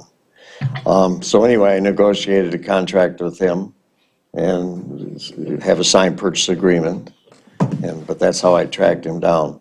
And the point about, you know, I don't know if Nick mentioned this, but the previous owner had the opportunity to demolish a rehab. So fast forward, I'm here to rehab it because I don't believe it should be torn down. And so, and I mentioned this to all you guys before when you came out there, that you have the same remedy under the law as you would with the previous owner. And believe me, I'm not going to put my money into something and ever walk away from it. I just don't do that. I have a great reputation. I've done this over and over again. I've been doing it for, I don't want to tell you how old I am, but I'm kind of old. But anyway, that's where I'm at, and I know this will be a beautiful asset to the township. Okay. Ms. Smith. Thank you, Mr. Supervisor. So to address the resident's question in the audience, I'm sorry, Mr. Irwin, is that it? Mr. Schaefer. Schaefer, I apologize. It is pretty clean right now. We went through it, and so it is clean, and it is, and I do believe that Mr. Hoffman can rehab this structure and that it would be an asset to the neighborhood. But my next 2 topics of interest that I would like to discuss with my colleagues and Mr. Spencer is one, I talked to Mr. Spencer about suggesting to change the process perhaps, which isn't a decision we're going to make tonight, but I just want to share this idea with my colleagues. That he discussed and explained to us how these buildings go through the dangerous process, hearings, and is an officer sometimes from a neighboring community, and then it takes an absorbent amount of time from their department. So in the future, I would like to suggest that we consider, and we can discuss that later, perhaps changing the process where some of these buildings are shown to us prior to, so that, like, when we all went out there, we all had the opinion that this is salvageable instead of being demolished. So if that process could get to us a little sooner, that is a suggestion. I don't know how we're gonna work out all those details yet, but I just want to, say that I had that conversation with Mr. Spencer. It is a possibility that that might be a more efficient way of handling these things, to not expend so much time in our building department. And then the second issue that I want to address is, I really think we're kind of at a crossroads of an either or. So if we're going to publish these in the spinal column and invite certain contractors that have performed demolition in our community before, then they should be precluded, all should be precluded from purchasing property further. So I'm interested in changing that policy. And that's what I'd like to discuss with my colleagues this evening. Well, we have already had this discussion, Mr. Spencer and I, a few days ago. So we've had this discussion and we realize that nothing is perfect. And we're not in necessarily a Pontiac or a Detroit or, another area, or a Flint that deals with oodles and oodles of derelict homes. So it's a process. And, there were many, many homes that were sitting around here that were sitting on the shelf. There was a whole group of them over on Gale Island, for example, that were sitting on the shelf. And once I became supervisor, I started to address these complaints, and I tried to make it a priority with the local building official, to start to look at these homes. Let's find out what we can and/or can't do with them, and try to prod people along to repair their house. Now, case in point, we had a gentleman in here who was representing a trust here not too long ago, who this board gave him the opportunity to come here and state his case, and he said about 4 or 5 words, said goodnight, and walked out the door. And I went to all of you, looked at all of you in dismay, and all of you were gracious enough again to allow an additional chance. Allowed him back in, and we had pretty much a repeat performance of the first night. So that particular individual has exhausted their trail. They have not come forward. This particular opportunity, it is unfortunate, but the process is we put bids out there, so we don't necessarily invite anyone to do it. We put the bids out, and we take the lowest bidder, okay? And there were multiple bidders on the house, and Mr. Hoffman was the lowest bidder. And I understand it that we do invite contractors. we have in the past invited persons, but when no one responds to our solicitation for bid, as sometimes we don't get as many bids as we would like. Am I correct on that, Mr. Spencer? Yeah, personally, I would love to have 4 or 5, maybe more, just to be able to choose from. But yeah, most of the time, we only get 3 bids in. Yeah, if we're lucky. And I usually open the bids up, so that's absolutely correct. I would like to see that, but in reality, it doesn't happen. And some of the bids I look at, I'm wondering how Mr. Hoffman turns a profit with the cost of fuel. I'm disputing the number of bids we get. I'm disputing the process moving forward. So the process moving forward is already been noted, and we are going to have some internal conversation along with the community development director. We'll make a recommendation to the board and listen to the board's input if they have any at that time. But in the meantime, I'd like to decide what's before us. Mr. I just have a question for Mr. Hoffman. You're going to put a new roof on, correct? Correct. You're going to rewire it, correct? Correct. You're going to put a new central air and furnace in there, correct? Correct, high energy. High energy. You're going to insulate it, correct? Yes. Exterior, what are you going to do with the exterior? We're going to put new doors on it, new windows, and Side then it? we're going to put, pardon? Are you going to vinyl side it? Nope, we're going to leave the aluminum on there and then put maybe black shutters and a black front door. And the shingles are architectural black shingles. Okay. And it's brick on the front too already. There's no cracks in that either. Counselor? I'd just like to make a couple of clarifications for the record. I am looking at the dangerous building hearing officer's report. And he does indicate, he does not give the repair option. He indicates that as a result of the house being vacant and open to the elements since July of 2019, and the lack of repairs or maintenance since that time, the house meets the definition of a dangerous building. It is my decision in order that the structures be demolished, all debris hauled away, properly disposed of, and the property be graded, seeded, and mulched to the satisfaction of the township building official by May 1st, 2021. It does also say further, the structures are secured and maintained, secured to prevent entry until demolition. I also want to comment briefly on the process. In addition to the initial process, it starts off with a letter from the building official saying that I determined the house is dangerous. It then goes to this independent individual who comes in and takes testimony at a hearing office, which everyone is noticed. All the property owners are noticed. We actually get a title search to make sure we notify everybody who has an interest in the property. And then at the hearing, anybody who wants to come and testify can come in and testify. The purpose is to allow the property owner to come and explain why the house shouldn't be demolished.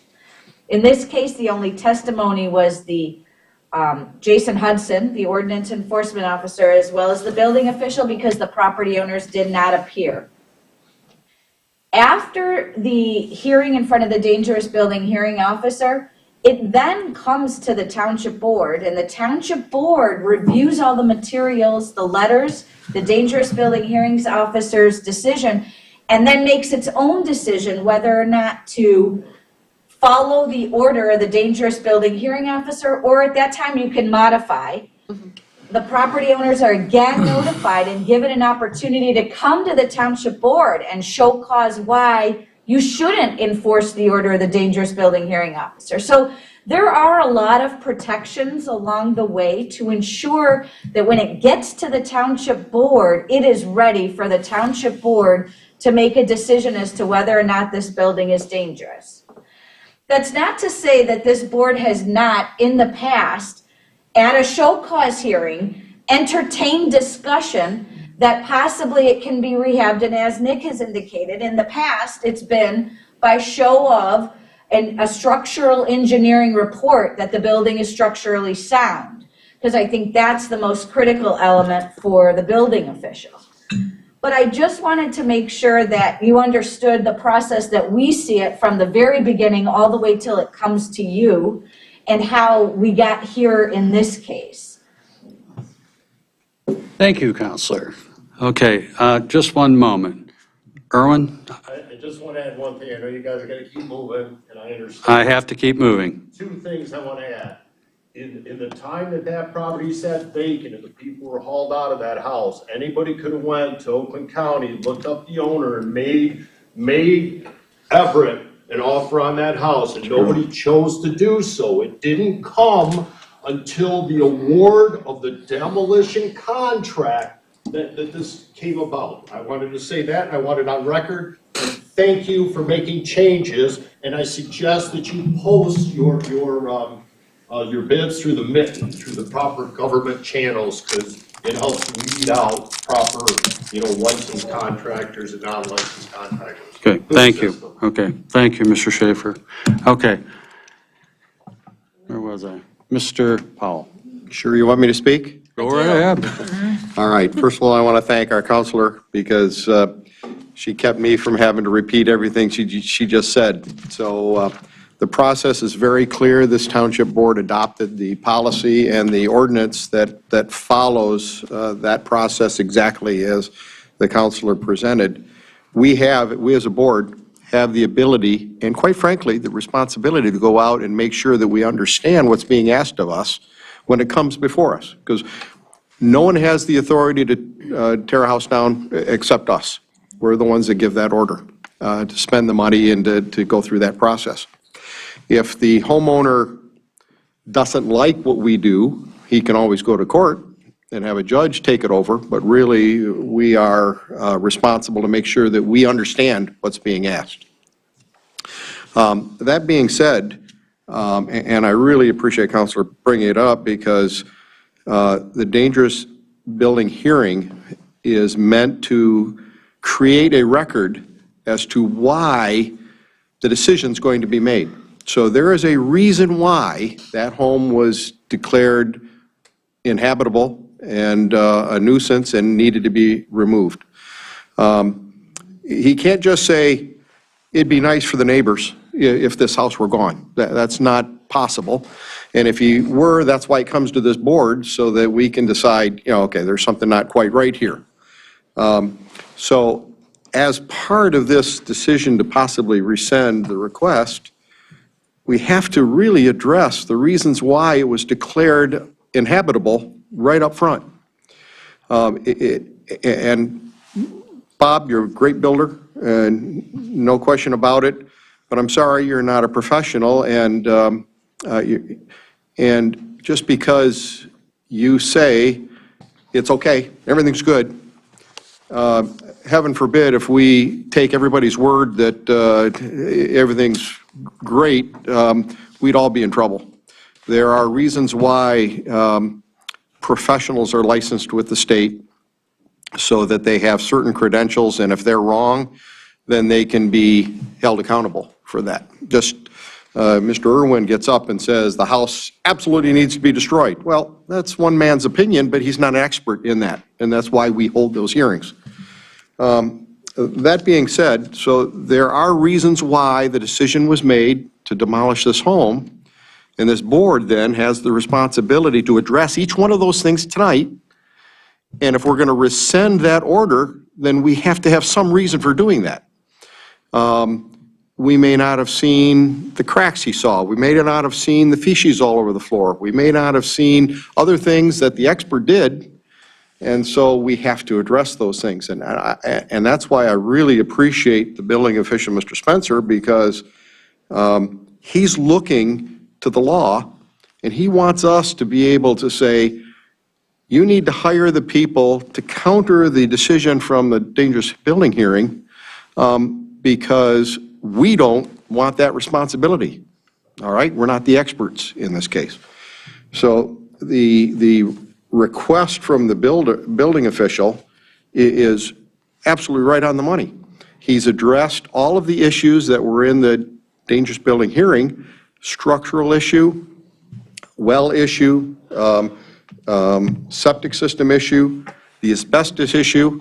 It's one thing for somebody to say, just paint it. Just put carpeting over it. But it's been pointed out to us that they exist, and quite frankly, and I have no problem with this expert now being asked, being told that the house is, we've decided that the house doesn't necessarily need to be torn down. This was written for a home that was going to be torn down. He's an expert in the industry, and quite frankly, the exact same guy that gave the report that it's now structurally sound or it can be rehabbed. But he needs to look at his report and address his concerns to the building department's satisfaction that it can now be rehabbed, and this is how you do it. Can you just paint the walls? Do you need a certain quality paint to do the walls? Can you just leave the asbestos flooring down? He's the expert that can tell the building department. The building department's not the expert. I'm not the expert. None of us are experts. So it would be a shame to not give the building department the opportunity to call their experts. That being said, the building department gives him specific authority to hire any expert he wants in order to satisfy his concerns. All right? So, that's a long speech, but the bottom line is,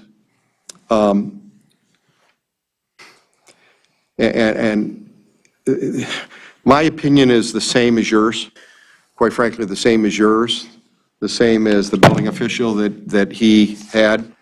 I do not believe that that home is structurally unsound to where it can't be rehabbed. Yeah. Now, that being said, I honestly believe that Mr. Wentz did not go through the house sufficiently from a structural engineering standpoint, because he didn't mention all of the things that I saw that need to be replaced. There are areas of floor, areas of walls, areas of roof that he doesn't even mention in here. And if I were the building official, I would not accept this. I don't believe that this is sufficient. I don't even know if he has liability insurance or what. But in my opinion, there is sufficient reason to rehab this. I'm not in favor of knocking down structures just because somebody doesn't want it there. It really bothers me when McDonald's tears down an incredible structure and builds another one up right in the same place. That bothers me, but that's their policy. That being said, I'm in total favor of saving this structure, allowing Mr. Hoffman to rehab it, but I'm also in total favor of all of the issues that Mr. Spencer is asking for as part of a building permit. And just for your consideration, and we've done this in the past, so this isn't new, to salvage a structure, if a homeowner wanted to salvage a structure, we have required them to deposit in the township a cash bond for the cost of demolition. Just in case they don't finish it, it's not going to cost the township anything to demolish it, because we're doing them a favor. So I've done the math, and I'm just throwing it out there, that the cost to demolish this structure is $12,700 plus the remediation of the asbestos, which is $15,789 for a total cash bond of $28,480. Why does it have to be a cash bond? That's what I'd like to know. So that we used to collect surety bonds all the time in the industry. Unfortunately, what happens is the community that holds that surety bond doesn't have the legal right to go out and cash it.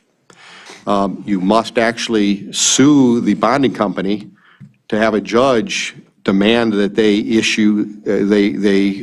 replace it with cash, or they follow through on it. It has cost communities many hundreds of dollars, and council, I think, would be much better at this than I am. But most communities require a cash bond and not a surety bond specifically for that. Cash bond or letter of credit. The cash bond or letter of credit. Thank you, Mr. Supervisor. You're absolutely correct. Yeah.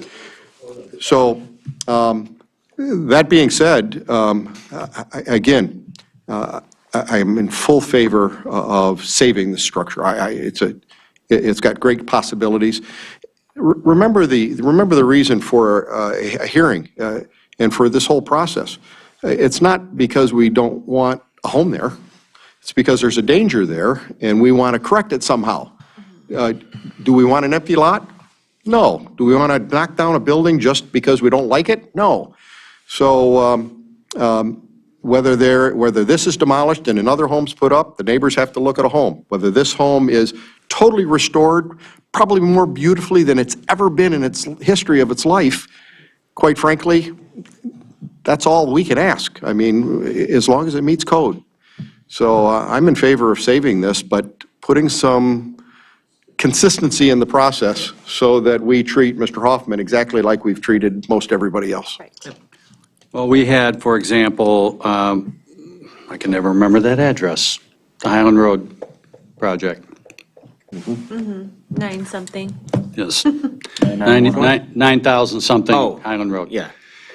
We did not require a bond from them, okay? But we did require an engineer's letter. correct. But it hasn't been fixed yet, has it? Oh, they're working on it. Oh, they are, Oh, they're okay. going to town, trust All me. right. They started this Okay. week. It's Okay, been- good. They were this Yeah. far from getting their permit Yeah, rescinded. they were right at the edge. so, Okay. And that brings up a point. A lot of times with what these things happen, as we've had with the IGA building, as we've had with a number of different structures around the township since you and I have been working on this stuff. Oftentimes, people don't do anything. You'll talk to them, you'll talk to them, you'll talk to them, you'll talk to them, you'll talk to them, and they just won't do anything until you put them at that last, right at that last edge where, okay, the dozer is coming Thursday, okay? And this is one of those cases, in a sense, whether it was Mr. Hoffman or Bob Smith that bought it, okay? If the person that had that house decided to get out of it to benefit themselves whatever way they could, okay, they chose to do so. But I agree with you, the consistency of the process is such, and I did recommend to Mr. Hoffman that he get a engineer's letter, and I said, potentially, this may suffice. I do not know. It will be up to the building official. So, your case in point. Yeah. So that being said, the homeowners, quite frankly, have lived with this way too long. Oh, yeah. And so the bond does two things. Number one, it kind of puts a little fire underneath the applicant that says, township's going to hold your money until you take it to a certain point, fix the exterior, do something. And so I'd love to see a time frame put on it, say 9 months to complete the home and get a C of O. But I'd also be in favor of the funds given back to him once the exterior of the home and all the items addressed in the dangerous building hearing has been completed. I don't believe we ought to hold them because the bathtub hasn't been replaced. But if he's addressed all the issues in the dangerous building hearing, then I think the funds can be returned to him because it's only in his best interest to finish the inside as quickly as possible. Okay. Could you educate me on this? Police departments, when you take, suspects and they get arraigned, a lot of times they'll do 10,000 cash surety. Could you explain the difference between somebody putting up a surety bond compared to Mr. Hoffman doing that? Because I believe it's collectible. It's the same as in court. It's the same principle, the way I see it. Well, you've got a court issue, and we're not a court. So let the counselor tell you the difference. Yeah, that's what I was going to ask you. You're talking like a bail bondsman? Cash surety, like when somebody gets arraigned, maybe 20,000 and So, 10% surety. so there's just a whole elaborate technical process to cash a surety bond versus having a cash bond. I mean, it's writing letters, there's time deadlines, it's contacting you have to have specific, it's just very technical to meet the requirements of a surety bond. And I think, Sean, we had it for our zoning ordinances and we took it out because it just became too complicated to collect the money on a surety bond, which is why we reverted to letter of credit and or cash. Yeah, that is correct. So probably 15 years ago, we amended the zoning ordinance because of the surety process you're talking about. You're fighting to get funds released to finish a project that the developer is trying to guarantee. So while this is not a zoning ordinance issue, the zoning ordinance only allows for cash or standby letter of credit, as the supervisor mentioned, because we look at it as someone's coming in and they need these things in order to get certificate of occupancy. So their options are to finish it, which is what the ordinance requires, or bond for the completion so we know we can get it done. So to your point, you're saying he's got to finish it. We're doing him a favor. We're saying we're going to rescind that order. So in exchange for that, we're going to guarantee that by foregoing the demolition now, because we have someone who has the ability and the wherewithal to come and make these changes, we're going to make sure that he's guaranteeing that we're not going to have to go through this whole process again. Because beyond that, I think generally you'd want an agreement saying you would do it in such time or agree that it would be demoed or something like that. So we don't have to begin this entire process all over again. So, will he finish it in a timely manner? Probably so. But what you're asking is what we ask any developer who has to either A, finish something to a point where we can say it's complete and done, or in exchange for letting them occupy a building, take a guarantee, so we have leverage. So it puts us in a position where if we granted him the ability to do something he couldn't otherwise do, we've got something to fall back on, so we're not, out in the cold, so to speak. Okay. So I would love Mr. Powell to put his thoughts in the form of a motion. And then I would like some input from Mr. Spencer. Again, is this something you can handle internally in your office to change procedure to preclude those that bid from purchasing? Or do you need direction from our board to do so? I believe it's something we can handle internally. I would probably have to reach out to Lisa to clarify, but I believe it's a policy. You could actually put it in your procurement policy, but we'd have to draft the language and let it come back to you. Okay. Mr. Powell? Mr. Powell. Question? Yes. If you are going to make a motion, I would ask that you include either letter of credit or cash bond. I think letter of credit would be sufficient for me, rather than, 40,000 cash bond, seems like that's a significant burden on anybody to provide, especially when they're putting such a cash outlay on a project like this. Yeah, the whole idea here is, I agree with Scott, you're trying to spend the money to refurbish it. And again, we haven't done that with others. I We believe we have, did so with but IGA. When? Yeah. I remember specifically talking to a homeowner that we said, you haven't been performing, so either put the cash up or we're going to demolish it. So we gave him that option, whether he followed through with it or not. But here's the issue, and I have no problem with that. Cash is a little bit easier, but I totally understand. If it's done properly, Mr. Hoffman will have that done in 30 to 60 days, well before he doesn't have to pay his contractors, and he'll have that money back. Because I was going to put a stipulation in the motion that money is to be returned to him as soon as he has the items taken care of that are identified in the dangerous building hearing order. So it'd be within days of when he'd have to pay his contractors, and he has great contractors that would hold him for 30 days. It's a non-issue, though, because letter of credit's fine. It's going to cost him money to buy a letter of credit, though, and it doesn't cost him anything to put cash, write a check to the township. Okay, Mr. Hoffman's had his hand up. Mr. Hoffman? Number one, I don't know all the items that the hearing officer went over. will. I've never seen them. Number two, the man that you tried to drag into court or before the township board, the previous owner, if you gave him the option, you either fix that house or we're tearing it down, what do I have to do to fix it? You tell the man you have to go get a building permit. He'd come in here and get a building permit. You wouldn't have made him put up any money. This is the same deal. You didn't drag me in here. I came in here of my own free will. I'm sorry, you're comparing apples to oranges. We would have never taken it through the demolition process before we gave him that option. No, I'm saying it went past that because he didn't comply. But if he would have came in here and he was threatened with the demolition versus rehab it, and what do you need to do? You'd send him to the building department. He'd get a building permit and he'd do it. You wouldn't make him put up a cash bond. I came in here of my own free will. I tracked this guy down. I negotiated with him and I bought it. I'm speaking against putting up a cash bond. I've been around 100 years. I've never had to do that. Well, you've been very fortunate. You haven't had to deal with this But I've never terrible had person to. here. Excuse me, sir. If you keep talking, I'm going to have you escorted out of this room. Okay? There's one conversation going on here. You have been allowed to speak. Refrain. Warning. So again, I don't want to put up a cash bond. I will do everything I said. I always do.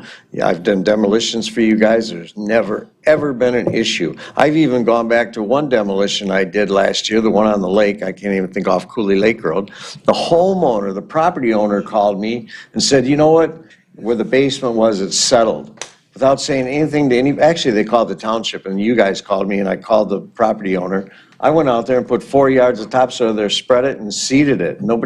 I didn't have to do that. Mr. Hoffman, we are potentially setting a precedent here, and we know you. We don't know Terry Smith that's going to come in next week or John Doe the week after that. In my opinion, we have to be consistent and make sure that if John Doe came in here, we treat him exactly the same way we do Mr. Hoffman. Okay, well, you just did the one he mentioned on Highland Road. That was a fire, right? Correct. Nobody made him put up a bond, and that house was... Appreciate that. You are correct. It did not make him put up a bond. Mr. Spencer? If you recall, we had another dangerous building at 1337 Park. There was a very similar situation there where, well, there was a couple situations there, but one was that there was somebody who wanted to purchase the property. One of the requirements was going to be a bond for that home. I think that you're correct. I think it was like 20, we just asked him for 20,000 or something like that. correct. I think it was. So it's not that we have never done that before. I want to make sure. We made the Just to refresh request. my memory, Park is off of Cooley Lake Road? Is that That's the home? one that actually. That's the one I tore down and went back and fixed it. Off of Cooley Lake Road, is it? Yeah. It's Park is off of Cooley and Round Lake. Round Lake Road. Okay.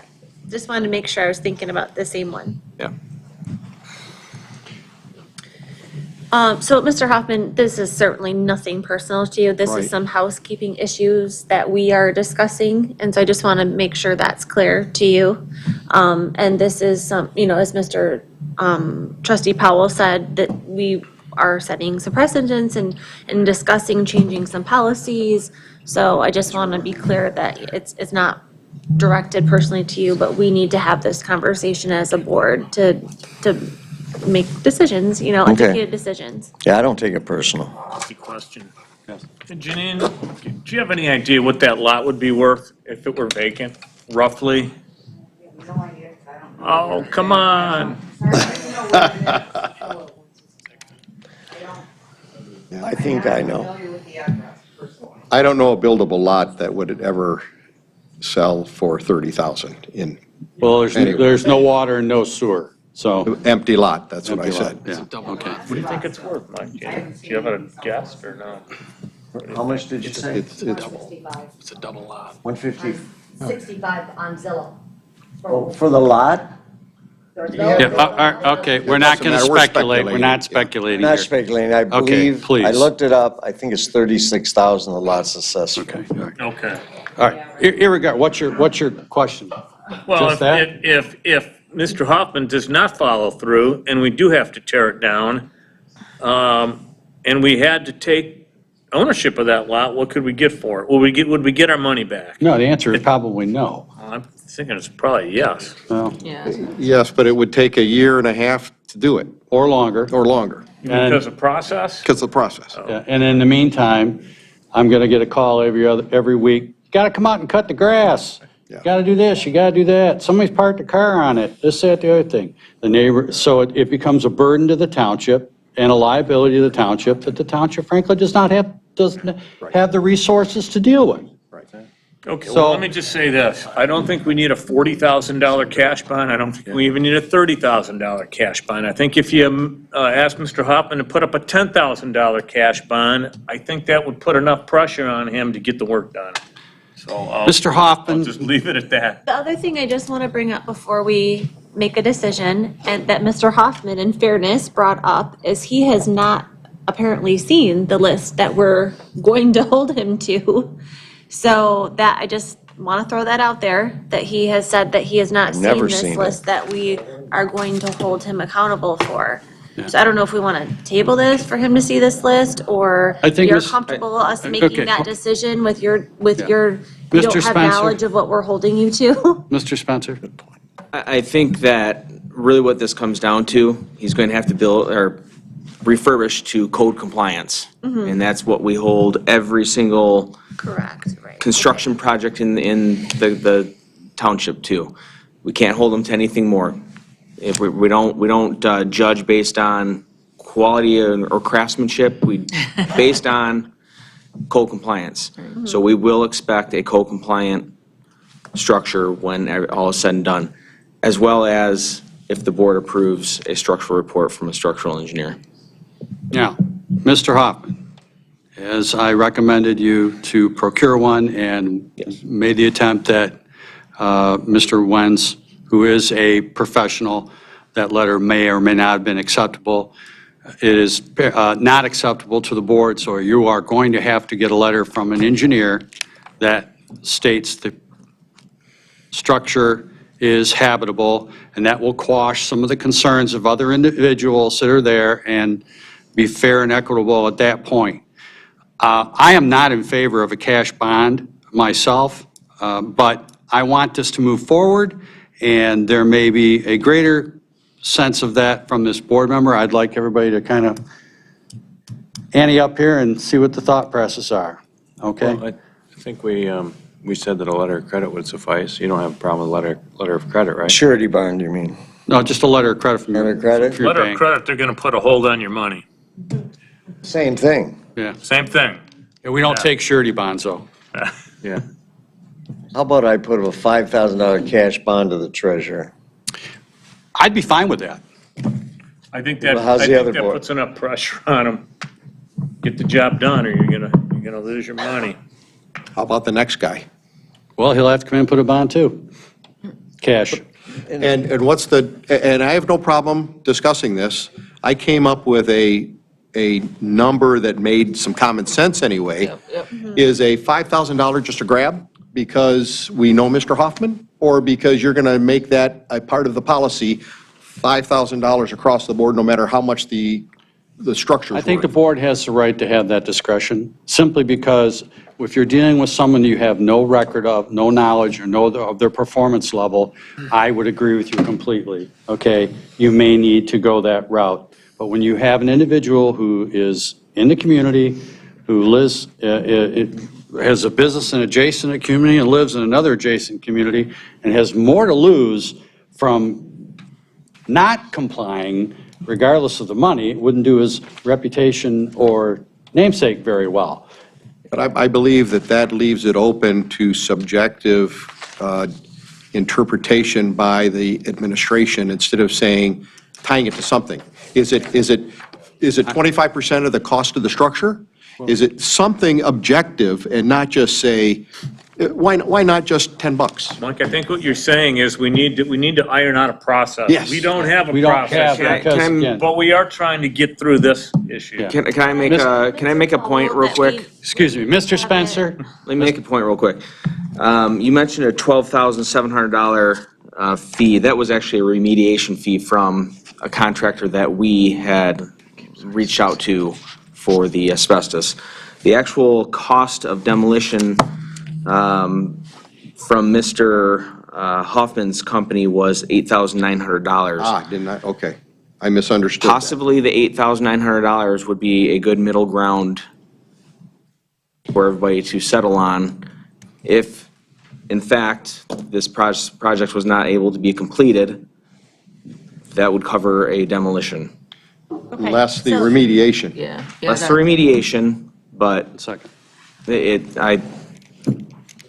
And that number came from Mr. Hoffman, so that's pretty good source. And thank you, Mr. Spencer, because I feel more comfortable with having some kind of justification behind the number instead of just pulling one out of the sky because, hey, Bob, we know you. I mean, that really is like, could be construed as a favor or an air of impropriety to just pull a number out of the sky. So I would feel so much more comfortable of having a factual number. So I'm comfortable with that, Mr. Spencer. Lisa? It means he doesn't like what I just said. So it's sounding to me like the presentation portion of this agenda item is over. And so what comes to the board next is essentially a two-step process. If you're inclined to rescind your previous order affirming the dangerous building hearing officer's order, then that's going to be step one. And then step two would be essentially deciding whether you want to affirm, modify, or deny the order of the dangerous building hearing officer. I'm yelling because I don't have a microphone. We can hear you. Okay. Yeah, that's exactly right. Thank you, Counselor. That Okay. just added $200 to the amount there. All right. All right, I Bob, would does like, that sound fair to you? That, Mr. Hoffman. Mr. Hoffman, does that sound fair? Nick's proposal of the 8,900. 8,900? These are just arbitrary numbers. As a township board, from my past experience, you have the discretion to look at every case that comes before you, and you're not setting a precedent per se, because every case is different. And like I said, you wouldn't have made that previous owner either fix it or tear it down, come in and get a permit. You wouldn't have charged him a penny, and you'd be worried about him because you had to drag him in there.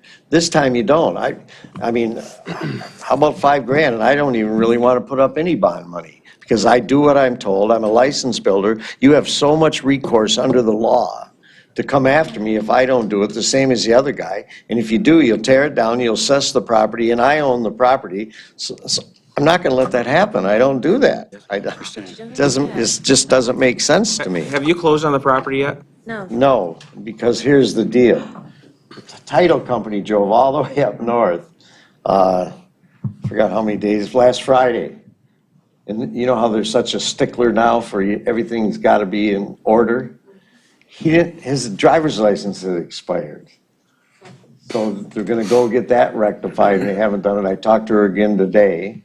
And his people that are his friends and associates up there really don't want him to drive because they think his eyesight is starting to fail him. So I think they went to a doctor today, but they said they should have it hopefully remedied in just a few days. And they in turn talked to the title company today. Now, I've closed my end of it at the title company, and I've given Seaver Title the money and the closing fees and everything that I was obligated to do. But that's what we're waiting on. But I do have a signed legitimate purchase agreement, which would, of course, real estate would stand. You're just waiting for the cross confirmation. Yeah.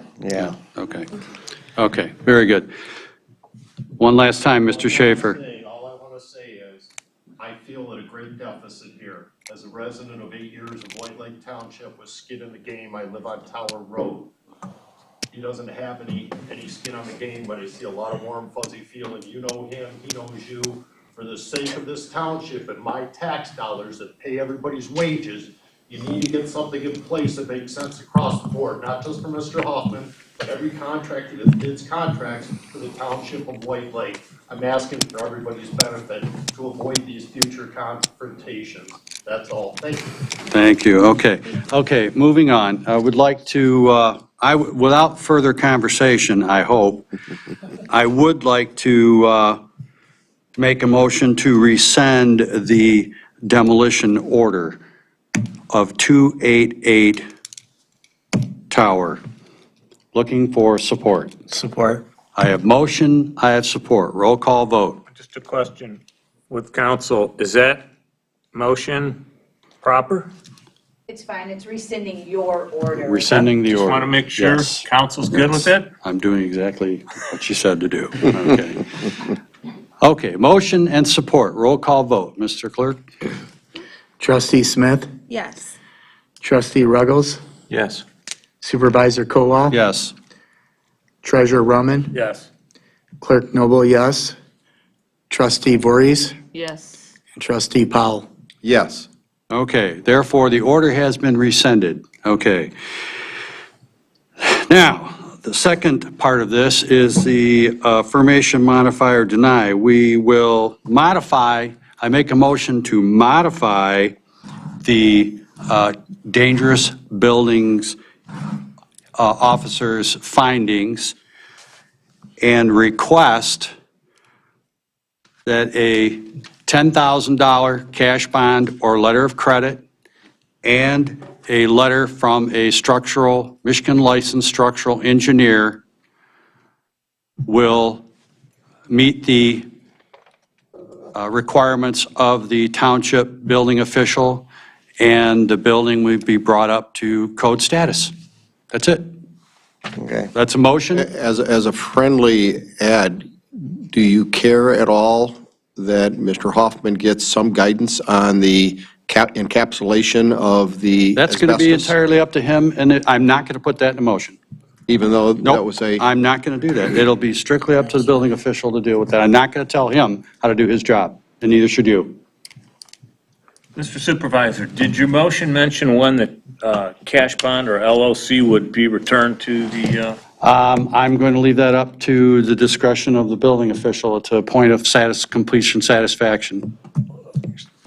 May I comment on that part? Yes. Because the 10,000 is not for the completion of the whole house. The original discussion I had with Mr. Powell was that once I put new front doors on, new roof, new windows, and the garage and the house. Nick, would you be acceptable to the exterior closure of the house? To get my money The back. structure? Garage and house. Would that be acceptable to you as the official? That would be acceptable. Thank That's you. for the That, holding of the cash my bond. order stands modified. You got that? Okay. That is my recommendation, my motion. Looking for support? I would like to add one thing to that, that he also get the county approvals for septic and well. That's all part of code that. That's issues. part of Is that- that. All right, it's okay. already part of That's that. a separate I'm issue, just- and I know that I have just to do saying. that. It's already part of it, Mike. Okay. Motion, So looking for I support? guess, we're so annoying to keep interrupting. I apologize. So the 10,000, again, I feel is a arbitrary number. I agree. So, I would either prefer that it's the 89 that covers demolition, or it's the 12 figure that Mr. Powell proposed, because one of those are factually based on something, but the 10's not. The 10 is really based somewhere on in anything. between the abatement and the demolition. Maybe I'm wrong, but wasn't the demo number 9850? 8,900. 89. 89? I thought it was So- 9850. I've got it right here. I if you'd feel like me to more get the exact comfortable number. that we either Mr. are Spencer, going I'm with going to something leave that that up to makes you. sense instead of just a number that is just kind of thrown out. It's not arbitrary. The We know what the cost is. $8,900 makes sense to me, That's fine. personally. Would you mind- 89 it is. You're amending your motion? Amend my Can you motion. amend your motion? Amend my support. Who supported it? I did. Anthony, amend your support? Amend my support. Roll call vote, please. Okay. It's been a long one. Yeah. We have to be fair across the board. Trustee Powell, Yes. trustee Voorhees, Yes. treasurer Roman, Yes. trustee Smith, Yes. trustee Ruggles, Yes. clerk Noble, yes, supervisor Colwell. Yes. Thank you. I will bring you Get- I bring you the check. Well, you get, Mr. Spencer is your hub of the Okay. wheel, All right. okay? I'll take All care right. of that, and I'll And get a you letter will- from an engineer. That might take about a week. I do have another question, maybe for Nick. Yeah, you're done. Okay, I'm done. Out. Don't open anything else. Okay, yeah, don't open any mail, yeah. Okay. Thank you. Thank you for everyone's patience there. We are going to go into closed session to approve a recess into closed session to consider attorney-client privilege communications in accordance with the MCL 15.2681H. So moved, Mr. I have Supervisor. motion, I have support. Roll call vote, please. Supervisor Colwell. Yes. Treasurer Roman. Yes. Clerk Noble, yes. Trustee Ruggles. Yes. Trustee Smith. Yes. Trustee Voorhees. Yes. Trustee Powell. Yes. Thank you. Executive session.